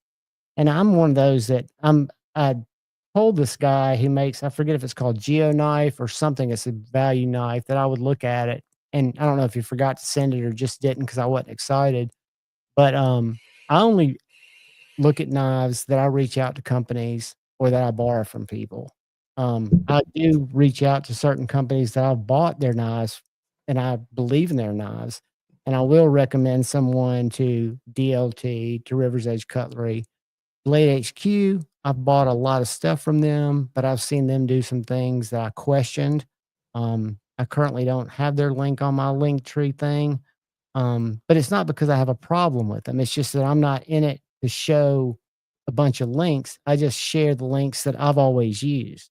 For example, TRM, EMP EDC on a totally different side of the scale. I always liked those two companies and collected them from the start and still do. So I don't mind sharing them and working with them to show people their knives. You don't have to justify, buddy. I don't. I just kind of talk myself through it because, a lot of companies, not just the ones that want to approach you to shill their stuff, they want to approach you to talk to you how to expand your business and to become, an influencer for other stuff. And I'm not currently working, but I don't want to do that. I've been in sales my whole life. I'll probably be in sales again, selling digital advertising or something that I know, but I'm not in it for that. For me, it's a totally different thing. It's just kind of something that I do cathartically. Keeps me out of therapy, and I go to therapy too, so it really doesn't keep me out of therapy. My issue with Olight early on was they were scripting reviews, telling people what to say, and then also telling people that they were not to inform the audience that they were getting products for free. That's shameful. Exactly. And it's, to me, that's shameful for anyone who would participate in those shenanigans. Well, early on, they were doing the same thing we were talking about just a second ago. They were paying extremely exorbitant affiliate rates just to promote and get their business out there. And they had a couple big dealers that hopped on and were on board with that. So, yeah, I lose respect for anyone who's willing to try to pull the wool over the general public's eyes and do unethical things like that. And you're also aggressively putting companies that have been established kind of at an unfair advantage as you try to get market share. Well, 100%. I mean, that's illegal based on the FCC. So, I know several carry Olight. I've bought Olight from several. Who all sells Olight? Ed. I don't want to call him out because unfortunately the owner is no longer here. He's passed away, but there used to be one big dealer, and if you've been in that DLT field, sells them, GP Knives. No, this wasn't a knife site. This was. I'm just kind of looking through. I'm just going down Google and seeing what's Walmart, Battery Junction, River's Edge, comfy sweater. And Jeffrey, to me, a comfy sweater is an oxymoron. I've never been comfortable in a sweater. I much prefer a sweatshirt. And I know they're not the same level of couth when you're out on the town, but to me, fetters are, yeah. Jeffrey, I think at one time Walmart probably started for the right reason. Probably not, but they've done more harm, I think, than good in the big scheme of things. And if I can remember, and I don't know how old y'all are, when Amazon was just a bookstore and we all walked around thinking how crazy it was for a company to put all their eggs in a basket selling books online to a little thing that you had to buy to read them. And look, somebody was thinking a lot more forward thinking than I was. But these little guys right here, Rovivons, are good lights. They work well. They're probably not, that you do have to plug them in to charge them. I'm actually surprised that Barnes & Noble is still kicking around. Funny story about Barnes & Noble and places like that. Their customers are aging out. My dad, who's got dementia, met his not last girlfriend, but his second to last girlfriend at Barnes & Noble because he used to kill time when he was like in his early 60s. He'd go out to the bookstore and read, look for different travel books and stuff like that just because he liked tangible things. And these old chicks would hang out there. This one in particular, in the travel section looking for people to kind of start a relationship with that was into the same type of thing. And I did some research on it and found out that that was a huge place that people go to meet. And a Barnes and Noble is more upscale. That's why you've got a coffee shop there. You can look at different books. And I think there'll always be a place for that. Because if you like to read, like I used to, there's something to be said for a book that you can put back under your bed or in your bookcase. I don't disagree. I love reading, and I for the longest time I preferred hardback over anything. But now I've gotten to the point where I much prefer to read on the iPad than I do a hardback, unless it's something that's a collector's book. But the premise of Barnes & Noble, I 100% am down for. I agree with. I love it. It just, but that's what I was talking about. The attrition rate of their clientele is dropping so fast that I'm surprised that they're still viable. Doing well enough to be able to sustain. Well, haven't they closed? Like, did Books A Million go out? I'm sure they've scaled back a good bit. Well, there was, what was the other one? Was it Brookstone? Not, was Brookstone one? Barnes and Noble. There's Barnes and Noble. Let's do this. Go books. I know there was a Books A Million, which y'all might not have had. That might have been local. Yeah, I didn't have that. Bookstores. But I know some have closed. All right, the best 10 on one in Huntsville. So you had Barnes and Noble. Drew, that's a lie because you don't pull out. Books A Million, Better World Books. Never heard about them. I'm not seeing any other big book retailers. Best bookstores. I don't want a location. And it looks like there's some mom and pops, but you're not going to find the selection there. Yeah, I mean, there's several authors that I collect in the hardback just solely because of I've been doing it for years and I prefer to have them in hardback. But if I'm just checking something out, I typically will read it in online. iPad. Yeah. Well, they're immediate gratification. Marco, I bought several books. Borders and I even started getting into audiobooks. I've never, I can't get into that. I don't know why. I just haven't. Dude, some of them are read by, like, I don't know if you know who Corey Taylor is. Yeah, and I'm not a Slipknot fan, but he's a very good writer, and he writes some pretty interesting, just social commentary type books. But all the audiobooks are read in his voice, and they're very entertaining. I can lay there. I used to lay there and listen voice to him. As far as just a speaking voice, but he's also phenomenal acoustically. Oh yeah, I mean, dude, the guy's smart. I mean, he's witty. He's maybe they're not as deep, but the fact that he's doing that, you know. True dude. Kyle collects Miss Manners books. I used to collect. Marcel, I wish I knew what the hell that was even reference to. I don't know who that is. When I was in high school, I collected Hunter S. Thompson books and read them religiously. And now I've come to realize that he was as weird as I thought he was, but a great writer. Yeah. And then I was an English major and spent hundreds of dollars, thousands of dollars for books. And like 19th century literature is a class I had to take. And there's no worse torture than reading an 800-page fucking book that is just, I mean, the fact that somebody wrote it is mind-numbing. You ever read the Iliad? Yeah, the Iliad, the Odyssey. They made nothing to me. Yeah. Canterbury Tales, which is a classic, meant nothing to me. It was a thorn in my side. Yeah, they were absolute. But then there was stuff like the Ram of the Ancient Mariner. There was some stuff, you know, there were some really good works back then too, you know, that were kind of captivating. Right. And I haven't read much modern stuff outside of Stephen King, which I guess you wouldn't call very modern, or I'm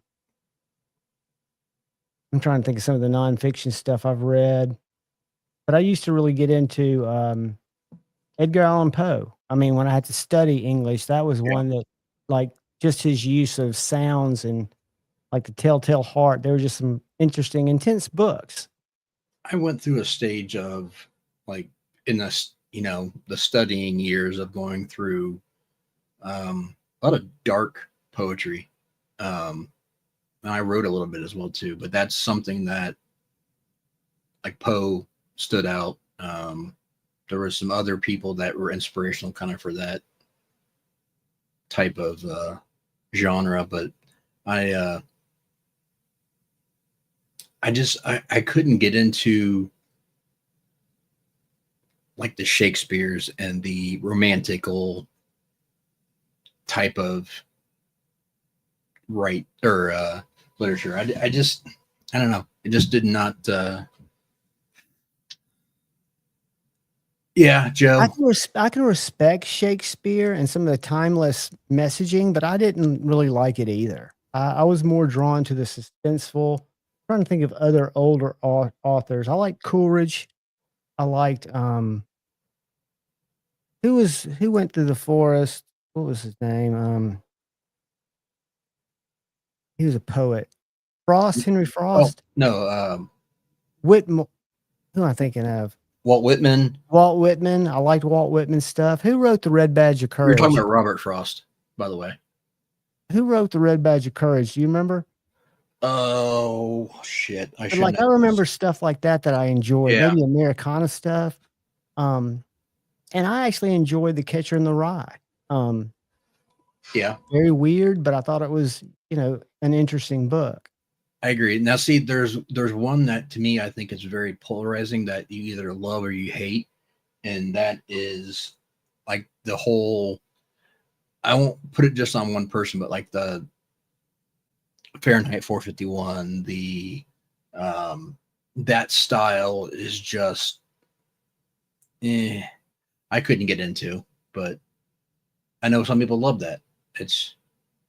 Yeah, and it's kind of like music or anything else. It's art that you absorb, or it's nonfiction. It's stuff that you wanna read about. And people, your mind does so much when you read versus watching it. Thoreau is great. There you go. Thank you.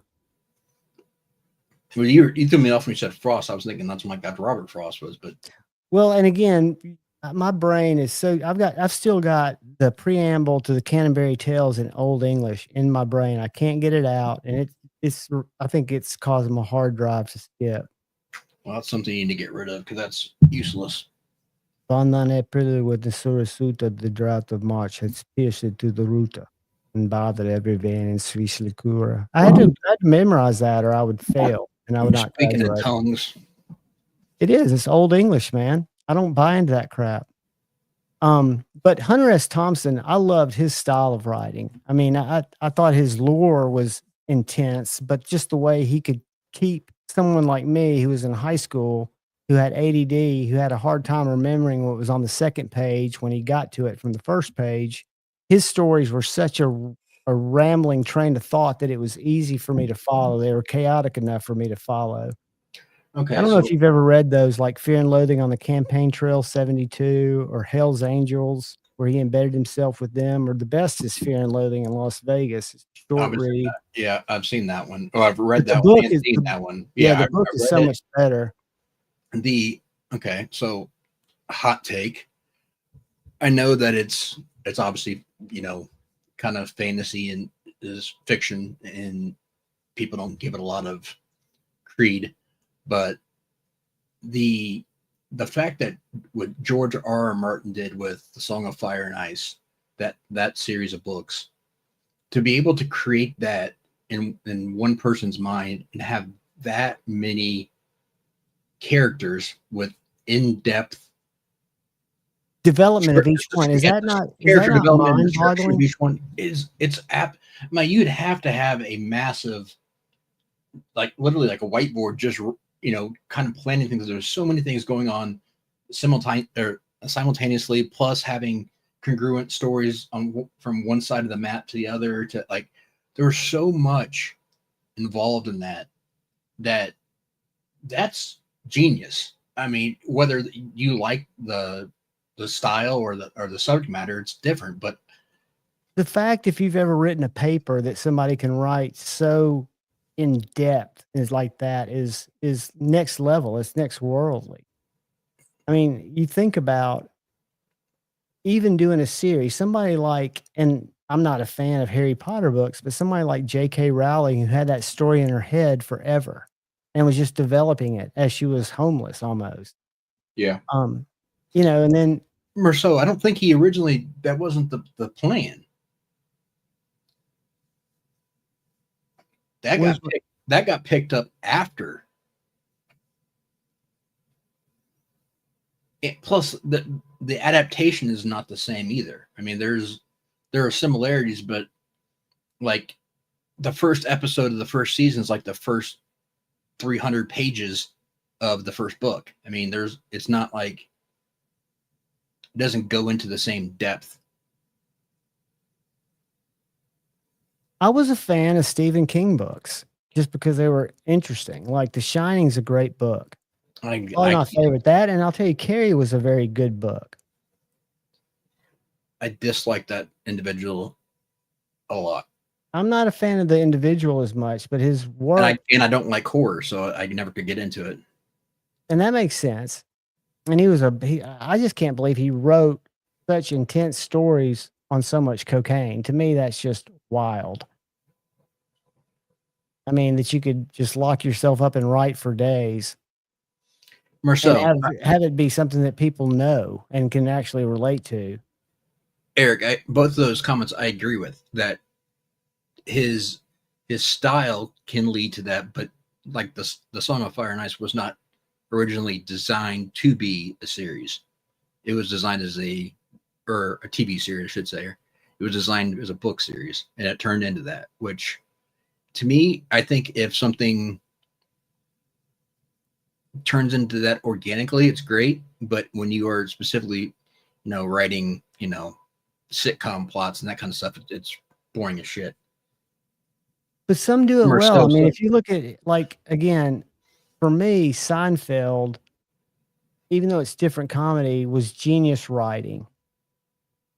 I just thought it was genius writing about nothing, but the fact that it kept my attention, or again, this is comedies, but if you talk about sitcoms like ER, there was stuff that was written back in the day that was really good. Oh, Freud was my cocaine hero. Well, a lot of those writers back then, that was par for the course. But, no doubt. Well, think about it. That's what Coca-Cola was made for. Everything had it in it. And I mean, I'm no expert, but I think that when you can create a storyline, whether it be for a TV series, be for a movie, a book, whatever, and it's captivating and keeps your attention, and it draws you into the point where you feel a connection to at least a character, if not several characters. I mean, deep feelings. Then it's something that you will create. That's why a lot of these, I wouldn't say the best, but a lot of decent authors will have continuing character plots. It'd be the same character from book to book for whatever. It's because you built that relationship with the audience, and they feel like they can know, they already have imagined in their mind what the person looks like, what they do on a daily basis, and can just pick up the book and read it like it's their best friend they're talking about. And that's part of it, is the part of why I enjoy reading more than I do the visual side of it, is because in your mind you create the visuals and you have your own idea of how things look and how things are. When someone does an adaptation and puts it into a series, it can be totally different than what you were thinking. And even if we all interpret it differently, we're interpreting it from the source material. And that's why books are so, because everybody's going to bring their own like imagery that they're going to visualize based on their own experiences.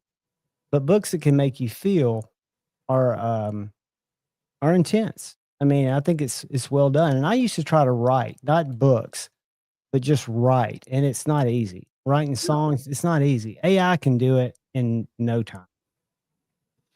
No, and that's when you go through stages too. So like you have a lot of artists who try to be vague, and like the whole 90s, there was a lot in the grunge scene that was, everything was very ambiguous, and like you take up what you want to take from the song versus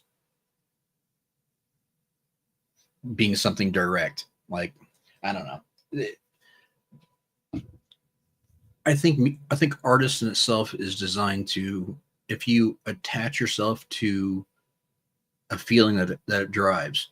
Now, I don't think that it's designed to be mainstream. And when people hop on something, they usually hop on it because they like it, because their friends like it, or they like it because it makes them feel something, but it's not always designed for that person.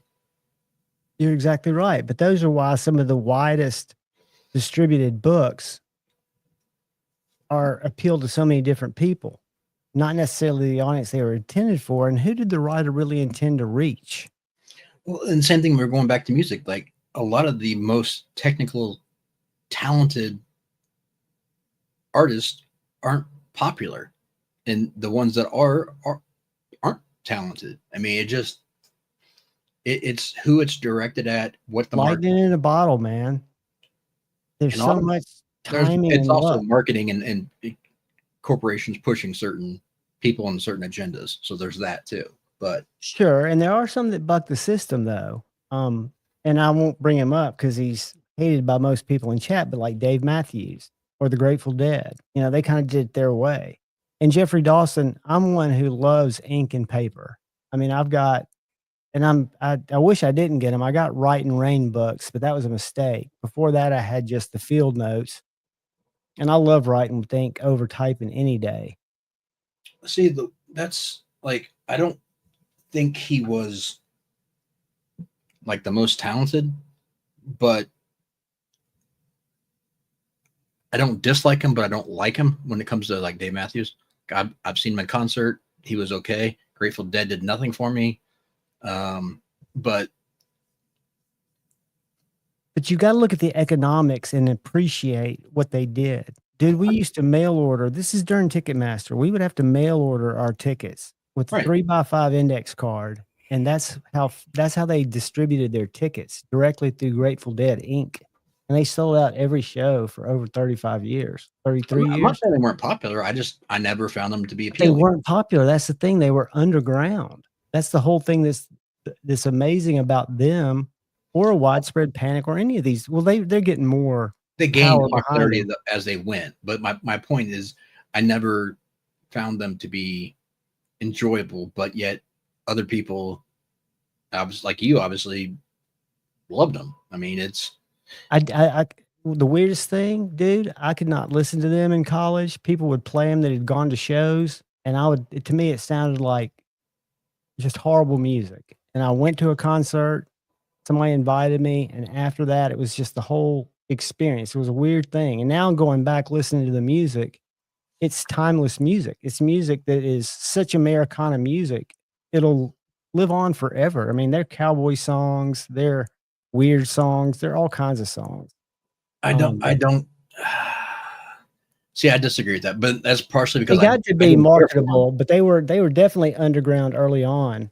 Drew, I don't disagree. The only reason I even went to a show is because I got dragged there, but I'm glad I did. We got like 5th row tickets and it was a great show, but I wouldn't do it for again. Like, and we went before, this was, I don't know, probably 14 years ago. We went right before the drummer passed away. But that's the thing about music. I've been dragged to some shows that I never thought the music was good, but they put on a phenomenal show. And I've been to some shows that I've loved the artist, and the show sucked. Like, it just. And see, like, some of my best shows that I remember, like Van Halen, when they did their Diver Down tour, or Journey, or some of those that were corporate tours, because they would record an album and they would hit the road to support that album back in the studio. Some of these other bands don't do that. I mean, their albums don't sell. I mean, they've got good albums, but they didn't ever sell a lot of albums. The Grateful Dead, for one, they didn't sell a lot until Touch of Grey. And they did become very commercialized, but they still retained control of distribution of ticket sales. People started crashing gates, and it got to be an ugly scene. But it was a totally organic thing. I mean, the fact that college kids would go on spring break and go to 4 shows in 4 different cities, it's just nuts. Nobody does that. They do now, Fish, and I was a huge, like growing up, I was a huge, and they're still probably top 10, maybe top 5, but I was a huge Eagles fan. And when they made a comeback in like 2000, when the Hell Freezes Over tour, I went to see them, and I can't remember who was with them. I saw them. It was either that same tour. This was at a huge outdoor venue, and I paid like $300 for lawn seats, and it was either Steve Miller Band or Tom Petty was the other artist on the ticket. And I can't remember, but the show was not good. And I'm like, it was so disappointing, but yet I'm pretty sure Steve Miller Band. But the weird thing was I've seen Steve Miller Band at my local amphitheater here, which is very, it's very quaint. And it's got amazing acoustics. And there's probably, I don't know, only 150, 200 seats there. But it was one of the better shows I've ever been to. I mean, it was just phenomenal. The energy, the vibes, it just was great. And they're live events, right? So a lot of times the venue can play a big part in that. I saw in Jackson, Tennessee, of all places, I saw a Bob Dylan concert in like 95, and Bob Dylan notoriously sucks in concert, and it was very good. And Drew, Carter is probably one of the best drummers living. That's the violinist is still alive, but he got kicked out for being a pedo. Who was no, wait a minute. And the sax player died. I thought it was wasn't the drummer, the African-American guy used to wear the golf glove? Yeah. Carter Buford. I thought he passed away. No, Carter's still with us. The one that passed away was Leroy, the sax player, the original sax player. Maybe that was it. My bad. Yeah. After an ATV accident. And then the violinist, Boyd Tinsley, got kicked out because he was just doing weird shit. Too weird. Allman Brothers, some of the best I've seen. I saw them live with with Dickie Betts and Warren Haynes. And then I saw him with Warren Haynes and Derek Trucks. They are a great band. Their rhythm section is second to none. And Greg Allman, love him or hate him, that dude could sing. Scotch, the show not good? No. You didn't leave her watching it by herself, did you? She finally went. It's like I don't care. Like it was. We didn't get to the movie. She's still watching this stupid fucking TV series that I've missed some episodes. I've caught like. It's disturbing, and I don't care. Like, what the fuck? We could have picked anything else to watch. So, yeah. Good quality time. It was great quality time. You got to fake it, dude. We talked last week was kind of expensive, and then this Friday was kind of expensive. So, like, Fridays aren't doing so great for us lately. So. That's the one that's no longer with us. Yeah. But the best, I mean, this dude, love him or hate him, whatever you say about Dave Matthews Band, let me go to, and I'll get hit for this, but y'all deserve it. What a miss, you guys. What are you guys talking about? Music, books, artists in general. Yeah, just weird stuff. Books. What books? All kinds. Okay. What are you into? Yeah, what are you into? I read a lot of shit. I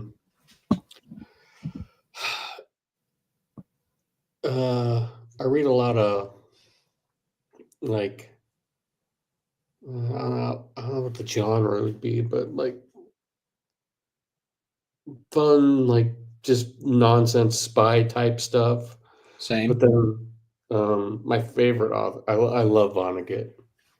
See, we were just talking about that. Like that's a love-hate relationship, and I am on the hate side. I can't get into them, but I respect that the weirdness and that people either are drawn or not. Was the best. John Bonham was great. I'll tell you, so the first, I can't remember why. I mean, we're talking 20 some years, why I started reading them. But the first book I bought was Timequake. Okay. And I was like, what the fuck is going on? Because Timequake is different. It's similar, but it's different than all his books, where it was kind of like autobiographical, but he's talking in abstracts about like if free will is taken away, right? Right. And I was like, what the fuck? And then you get into his other stuff and you're like, all right, it's kooky and fun and all that makes you think and all this other stuff. So what's your favorite book from him? I really like Bluebeard. Okay. I've not read that one. And is it Time Machine? Well, I've got them all right here. Hold on. Is it like fuck? What is it? Player Piano. Okay. That one I thought was interesting, and it's been fucking years since I've read it, but I thought that was interesting. Is there, everything is like in the future, like everything's easy, right? They're just monitoring stuff, and then they start to rebel against it slowly, and as everything's broken down, they start to wrap around into like finding ways to, oh wait, if we take these pieces, we can do this thing that was already being done for us before we destroyed it all. Have you read Tom Robbins? Rings a bell, but I don't know the name. It's similar to Vonnegut, and I mean, they're kooky, just kind of, they're enjoyable, makes you think. But then again, like, it's not stuff like that. I mean, it's not all stuff like that. Like Vince Flynn, he's dead now. Yeah. I mean, his series with rap is just, if you're into that kind of like espionage, fun stuff. I like a lot of that as far as like the fun fiction stuff, and then I like a lot of more history-based war stuff. But like, yeah, I've got a ton of good authors for spy stuff if you're into that. I like series that are a continuation. I like books, right? So you get to, I mean, it's not just one book and you're done. I like something that's like a continuation, the same characters. We were just talking about that earlier. We were talking about that earlier. Like you actually have gained a understanding of that person. You can visualize that person. You pick up the book and you just know who it is. It's like me seeing you on screen and just boom, like you often reading, you know exactly where things are going. Daniel Silva, have you read him? Maybe, I don't know. He does some like Mossad spy stuff. Brad Thor, Brad Taylor, Stephen Hunter. I don't think so. Stephen Hunter's not spy stuff. Stephen Hunter wrote the book that was based on the movie Shooter. Okay. So like sniper stuff. Yeah. To pull up the rest of the list, but those like, and probably my favorite author of all time was Nelson DeMille. I don't know if you read any of his stuff. See, and I've read, I mean, even stuff like some of the like W.E.B. Griffin. Yeah, I tried to get into him. I haven't read all. He's got a lot of different stuff, but he's got what's it? It's been years since I've read one. Have a good night, brother. But hey, stop by tomorrow at 11. I'm giving away an Ohio River Jack. A pretty interesting series. That, I mean, it's what's it called now? I mean, it's been years since I read the last one. The Black Ops. What's the series called though? The Presidential Agent novels series. Okay. You'd probably like the Jack Carr series too. Really good. Yeah. You know, like Three Musketeers, Man, shit like that. Like I read I loved that stuff. That was good. You know, if it's good, I'll read it. Obviously, like Clancy was fun. Yeah, Clancy's were long. Like I could never get into those. Those were too much for my brain. It was they were good books. Like when you read it but it was a long, dry read. Well, right? Like it's because he did a lot of actual Joe, come by tomorrow. Yeah, he did. Without Remorse, I think is one of his best. Yeah. Like for me, like compared to like it was so drawn out, and you see the whole span of it was just like wow. I tell you another one you probably like was you ever read Jeffrey Deaver? I don't know. Probably not. He did like the whole Bone Collector series that they ended up turning into a movie with Denzel. Yeah, I remember the movie, and I don't know if I've read the book. Now you go back to talking about music. He ended up doing a lot of stuff, and then the oh god, who was the guy who did the ghostwriting for Bond after what's his name passed away? Shoot, Elvis? No. Neil McKenzie's got you right here, Scotch. What's Micro pedals. Micro pedals. Behringer or Donner. I'm excited to get into pedals, but I'm also like we can wait. I can wait a little while on pedals. You can. That's why I think I've read a lot of Ian Fleming, and then who's the god damn it? I also like David Baldacci a lot. Yes, yeah, his are Ian Fleming Bond. Yes, Ian Fleming's Bond. I like Baldacci.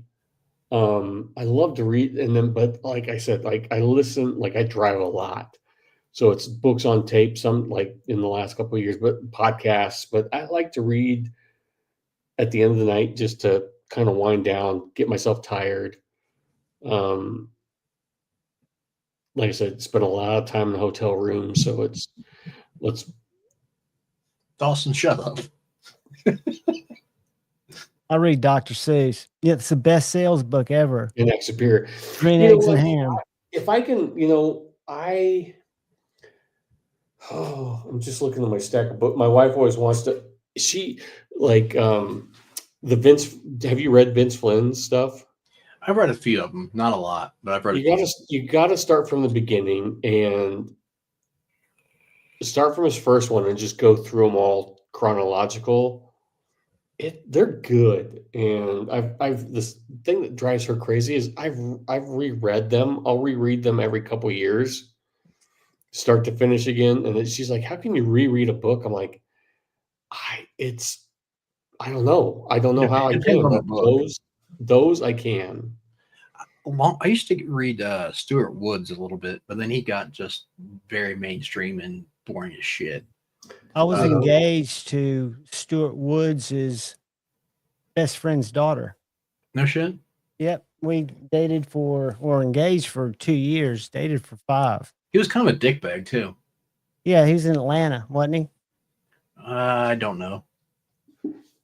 You ever read any Ron, what time are you going live, buddy? Matthew Quirk? I don't think so. I do a short members stream from like 11 to 11:45 where we just do a giveaway.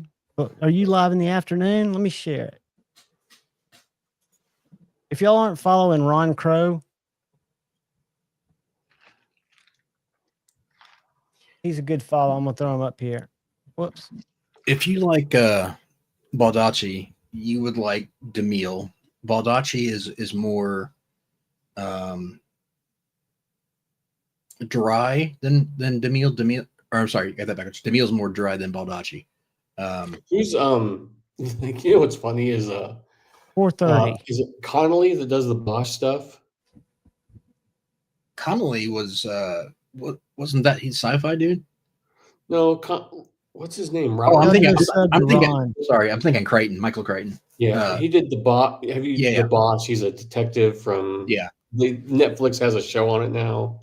Yeah, I know what you're talking It was about. hilarious. Years ago, we were playing with our family, like Trivia Pursuit, and it was a question like, oh, my sister-in-law, she's like, there's no fucking way you're ever gonna get this. Like, blah blah blah. The author or the character who in this author's whatever books, it's named after some whatever painter, and I'm just like, Hieronymus Bosch.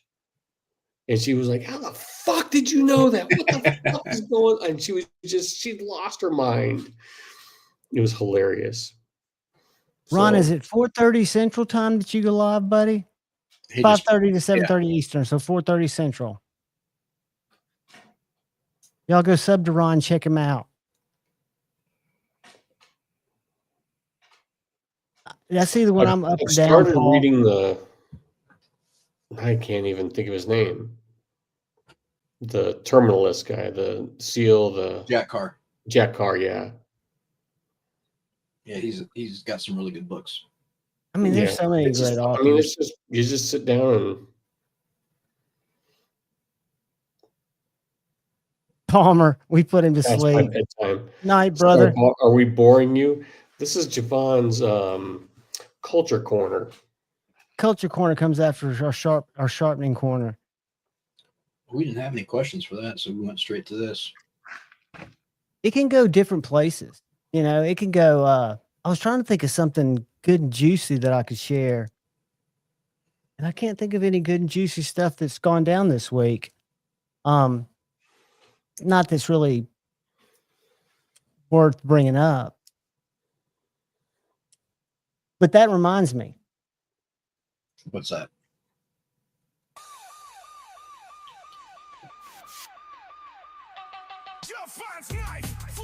Cutting through the air, spinning in the spotlight while the crowd just stares. Sharpen up your mind like he sharpens his blade. It's a show, it's a vibe, it's a chance to invade. Debate, not hate, in the comment zone. Debate, not hate. Oh, come on, man. I sent y'all a link to that app. Drama's fun. It's funny. It's funny only because I won't even get into that dude, but whatever. Who did so what? No Donnie, no Shane, no Pocket Metal tonight? Shane was in here for just a little bit. Have not seen Pocket Metal. Shane's not feeling great. And I've not seen Donzo. I haven't seen Don either. But it's Friday night. Donnie's busy. He's busy making fixed blades great again in Omaha. He's out there with the ladies, man. No, he's setting trends. He and Ernie. I love Donnie. Donnie's depressed breaking tools. Hey, that's must-see TV for Sundays, too. They can go off on some tangents. At least they stay very knife-related. And I would stay more knife-related, but it bores people. Oh, it's fun to just get up. Yours is knife adjacent. It's more just shooting the shit. It starts off and it's just it's fun. It's just fun to hang. Like I think that's why I love Pocket Metal. It's just you talk this much knife, and then the rest is just let's just hang out and have fun with all the other people that we know through knives. But let's just hang out and have fun. And if somebody in the chat has a question about knives. Yeah, pretty good. Other than, yeah, I'm doing pretty good. Thank you, Derek, for asking. Yeah, thanks for asking me too, Derek. I've got to spend my 2 days off cutting up a downed tree, but other than that, I'm fucking great. But it's downed. You don't have to take it down. That's a positive. It's mostly down. There's part that's hanging, and I was looking at it thinking, I'm going to cut this part off, and this part's going to swing down and hit me in the head. So which heater are you going to use for it? Huh? So which heater are you going to use for it? Heater. I'm going to use a chainsaw tomorrow. Oh, okay. I'll fucking use a chainsaw tomorrow.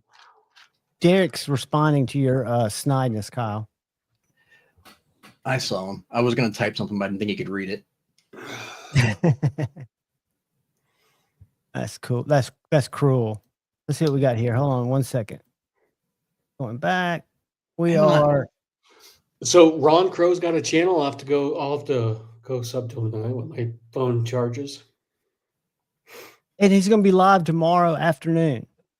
Saturday afternoon at 4:30 Central. Maybe I'll set up. Maybe my first live stream will be me cutting up a tree. Dude, I'm telling you, people watch that. Donnie, I'm trying to think how many people he had. Like 800 people in when he was live the other day. Yeah, I'll just do a vertical. Can we get back to knife talk real quick? Yeah. What the fuck is wrong with these? Why is everybody putting? I mean, when did the trend start? And why do they all fucking copy each other? It's some stupid title and their face on the side going, ooh, fucking. Because that's what YouTube pushes. Therefore, they can create the algorithm and get more views. That's all it's about, is getting more views, and subs. Damn. Well, that's the people who play the game who care about making money. What it's about. I did it once. I won't do it again, and it was a big trend because if you don't do live streams or if you don't show yourself, I guess it's about having people remember your brand. I've got my face kind of on my thumbnail, but I'm going to show you something that's just cringe. And once I took a picture, I never used it on a thumbnail, nor will I ever use it on a thumbnail. Can people just be original? Like, no. You can be original, but What? you can be original, but and you can be successful and be original. But I have actually folded. Here's my. I think of. I mean, I want to. It's always like as I've gotten older and my kids are getting ready to go to college. You're trying to like instill. Oh Jesus! Right, real world experience. You're trying to instill like. Is that your grinder picture? No, that's just one I took. I was going to use it on thumbnails. I realized I couldn't. Like 5 knives I love, but I don't know. Do you think YouTube? There's the guys on YouTube who make a lot of money, right? And they're usually in different fields. Yes, there are people that make $40,000 a day. Do you think the knife community in YouTube is a long-term career? If you are at a level of Metal Complex, no. I don't think you have to keep, and that's why they keep pushing. That's why I think they keep pushing these shit knives. Because think of the community as a whole. How many people get in and get out, right? Right. Very few stay in for the long haul. Right. So it's this constant rotating. That's why they keep creating this nonsense. But the reason Metal Complexes will always be Metal Complexes content is way different than it used to be. I think it seems very similar. I don't think he used to get in. People used to send him. He was the channel you would go to look at a cool knife. And YouTube still pushes. And now it's just who's going to pay him? What Chinese company is going to pay him? Well, it's not about that. It's about views. Keep in mind where they're making their money. You're getting fucking paid, Javon. When you're that big and you're getting, I keep saying, oh, you know what? I wish Donnie was here tonight. Well, okay, let's say he is. I've got some homework for you guys. That's more money. Okay. But I'm just saying, look at these views. He's getting over 8,000 views, 485,000 views, 691,000 views. What? That's not paying a ton of money. 691 is paying about $9,000. 600. How much? How many views? 693,000, and that's on one video. Hold on a second. I'm not talking about I'm just talking about ad revenue. Hold on a second. Here's But again, it's the few. It's not going to be. I hate to keep beating. So before we go, because I love Donnie. I respect Donnie. I respect the hustle, and his knives are great. So I watched Blade Show Texas was last weekend, right? So you put in the old YouTube machine, Blade Show Texas 2025, because you want to see what's out there, right? That's how I found that dude in Louisiana that makes those sweet slip joints. And you see our favorite creator. Well, who's your favorite creator, Javon? Not Erica, but Me? Marine X. No, I don't have a favorite creator. I don't think. I'm trying to think. I like Satu Day. Marine X and our boy Neves do a live together. So I listened to it one day on the way to work this week because I wanted to hear what they, hey, what's this shit show going to say? And one, I learned because he said it multiple times, but he's got a gear channel that he didn't know what a fucking integral was. Marine X, and he didn't know what blade shapes were, but yet he is suggesting what knives you should buy. Marceau, if your package shows up ticking, don't worry. And then Neves, he was asked a question about, you got to go watch it. Marine X asked him, what would you do if, like, how do you help people in the community or whatever, like new makers, what would you do? And he's like, just if they got something, send it to me. Yeah, I'm for helping everybody. And that's when I thought, there was a new maker out there with this. See this? Make me big. This Blessed Knives Ripley. Make me big. Hold on. Reached out to Mr. Neves, and he told Donnie to pound fucking sand because it wouldn't do anything for him because Stevie had this knife first on YouTube. But then he's telling everybody, no, reach out to me. I want to help you. But you wouldn't help fucking Donnie? Yeah, that's out there to make money off of you guys. See, I wasn't privy to that. I don't doubt it at all. I'm privy to it because Donnie fucking told me. He told everybody. It's just, I could see not being that way. I mean, at all. Because what does it matter if someone showed it first? I don't think the best videos, the videos that get the most views, are videos that are very generic, like talking about a Benchmade knife, or look at some of Cedric and Ada's videos, just talking about knives in general. But that's where, if you talk about a creator making money, it's on views. I finally held it. I have a hard time with just a super upswept blade at the end. I really liked it. I've almost bought it a couple times. But for me, like how I use knives and how the knives I like, I just had a hard time when the tip is way up here. And to me, it's sharp on the underside. That doesn't mean I don't have knives like that, because I really want to like that knife because I think it looks great.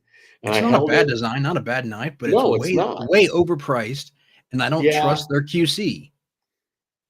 I think if it came out at $4 exactly, Paul Mills, it'll be fine. You can't be two-faced in this. I think you can't say you're out here to help everybody, but when in reality you're only here to help yourself. But also, if it's a business for you, I get that. Blake, pick it up. Don't turn around and say you're out here to help the little guy, someone trying to get his name out here. But at the same time, there's another side to that where I don't think the way he answered it's right. But when you're a big creator like that, I can only imagine that you've got a ton of knives that have been sent to you from people you have a relationship. But when a American maker making a knife by hand reaches out to you and says, and Don even said, you don't even need to make a video on it. Just touch it, because you've touched a lot of knives, and give me your feedback. Well, he used to would have done that. And I will tell you that he used to. There are a lot of people. Because here's the thing, I keep seeing him post, because people bash him for selling knives that were given to him, right? He said he's not paid for reviews. But if a knife is given to you, that's a form of payment. We've talked about this before. Right. And then when you say, well, I've spent way more time filming that video than that knife is worth. I mean, really? No, it's but that's really, different in terms of that's a a cop-out. sponsorship. What they look at when you're talking about creators like that, it boils down to affiliate link and being able to sell the knife and get. Yeah, Derek. I've had creators reach out to me before I was even using affiliate links and asking me why I would post a link in my videos because it's where I bought the knife. I would rather burn my channel to the ground. Like my channel is nothing. I've been doing this for so long, and I've got like no subs compared to everybody else. And it's not about it, but that's the thing. Like I made the choice. That's not about it to me. I just show you shit I buy. Yeah, I mean, mine's just a fun whatever fuck around channel. Hey, look what I bought today. But what I'm passionate about is I'm not trying to sit and I don't want to in it for monetary purposes. Yeah, and I don't want to sound like I don't want to sound like I'm preaching only American, right? Look, let's be honest. The Chinese knives that are coming out, they're fucking great. I mean, they're not. I mean, buy what you want. We understand that they've got the machining processes down, but let's also agree that they're paying these guys for reviews. And when they say, "I'm not going to suggest," they're not paying them for reviews. TRM sends me knives. They're the only one. I mean, really, they're the only American one. Kershaw will send shit out. One that I've reached out and had a relationship with, but I'm sure Zach gets Benchmades sent to him. Probably. So my point is, coming from the advertising world, knife manufacturers don't have like Google AdWords. They don't have the choices that other companies have to get their goods out there. But when you're telling people, I'm selling these knives I got for free, I got paid for to show you and say it's good. But they're not getting paid. Bullshit. I mean, if you're giving a free knife, that's a payment. That's a form of payment. No, but that's to your top. But Scotch is double dipping. He's saying you're getting a knife for free and you're getting paid for the review. You're not. Now, if you're getting doing the knife reviews for free, you're getting ad revenue, and then you're selling the knife. That's double dipping. No, it's not. Because, okay, so if I'm going to record a video, and I'm not in it for money, but if I'm going to record a video that takes me 3 hours of my time, that's your choice. That's my choice. Yeah. But it can also be my choice to commercialize it. I'm not, as long as I'm not lying. You got the knife for free, so you get the revenue off the video, which is and then you like sell the $12. knife. That's a second form of revenue. It depends on the side of your channel, though. If I sell this knife for $350, and I take the videos that I've made off start this for $12, I got what? Let's say $400 for my time. That would be great. I don't sell knives; I give them away. But if I did, some of those people that do, talking about you, buddy. But I'm saying people that do, it's not a bad thing because like Tri-State puts hours into his videos, and I'm not taking up for Tri-State, but Tri-State puts a lot of time into his videos. So if he wants to get knives for free and sell them, that's on him. But according to YouTube, it's against the rules. No, the only time if you get something for free, it's a paid advertisement. No, that's different. Read about it. I've read it over and over. Paid sponsorship. When you check that box, when you check that box, it's because someone paid you to either say something in the ad about Zen, or to, if it's a knife commercial, to say something about the knife. If someone sends you something free with intrinsic value, it's a payment. No, not according to YouTube. And Johnny paid me in a hand job to say nice things about the. And we got to go to Stevie, but I'm going to show you this first. YouTube. Javon, according to the law, it states that regardless of what YouTube serves. Yes, according to the Federal Trade Commission, that's what it states. Well, YouTube has evidently bought them off because they've got specific. And how many times do we know people who have gotten paid for reviews and still don't disclose it? And that's different, but I don't know. I just feel bad because I know that I Melissa, feel they're like a lot of. If you're coming to YouTube as a newbie, looking for your knife, and you see these 5 greatest knives, what blah blah blah, you trust. They're like, holy shit, this guy's got 500,000 subscribers, and he's saying this fucking knife is fucking great, and it might be, and it might not be. I mean. Well, that's but it doesn't matter. It's just not knives. It's every field. It's in any field. In it could be guitar pedals. It could be fucking keyboards, binoculars, whatever the fuck you want. And you're making a great point, because a paid sponsorship, usually you have their company like Blade Binge has a paid sponsorship with Tri-State because he does an ad for them. Yes, and he should have. You know, a disclaimer on those, right? Correct. So basically, a paid sponsorship, when you check that box, it has nothing to do with the product. It has when they pay them a fixed fee to talk about their product, services, or company.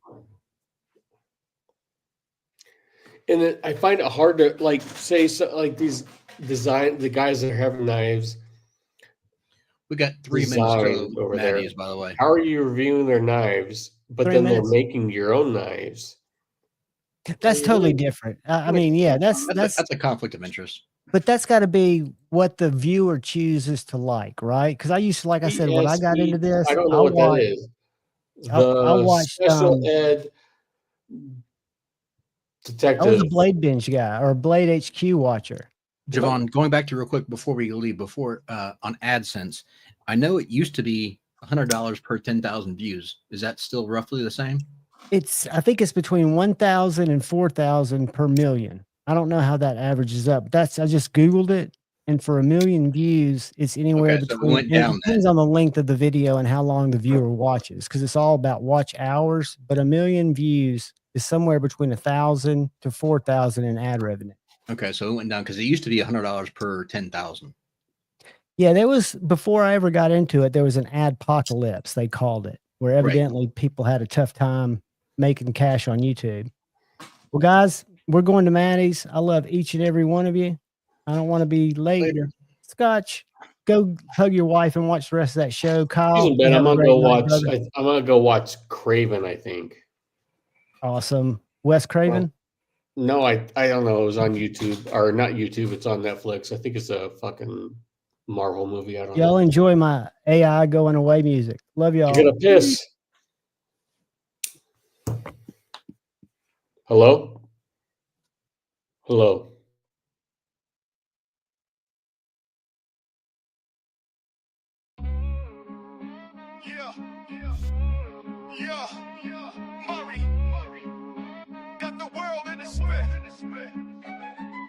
Blades in my hand, got the world in a spin.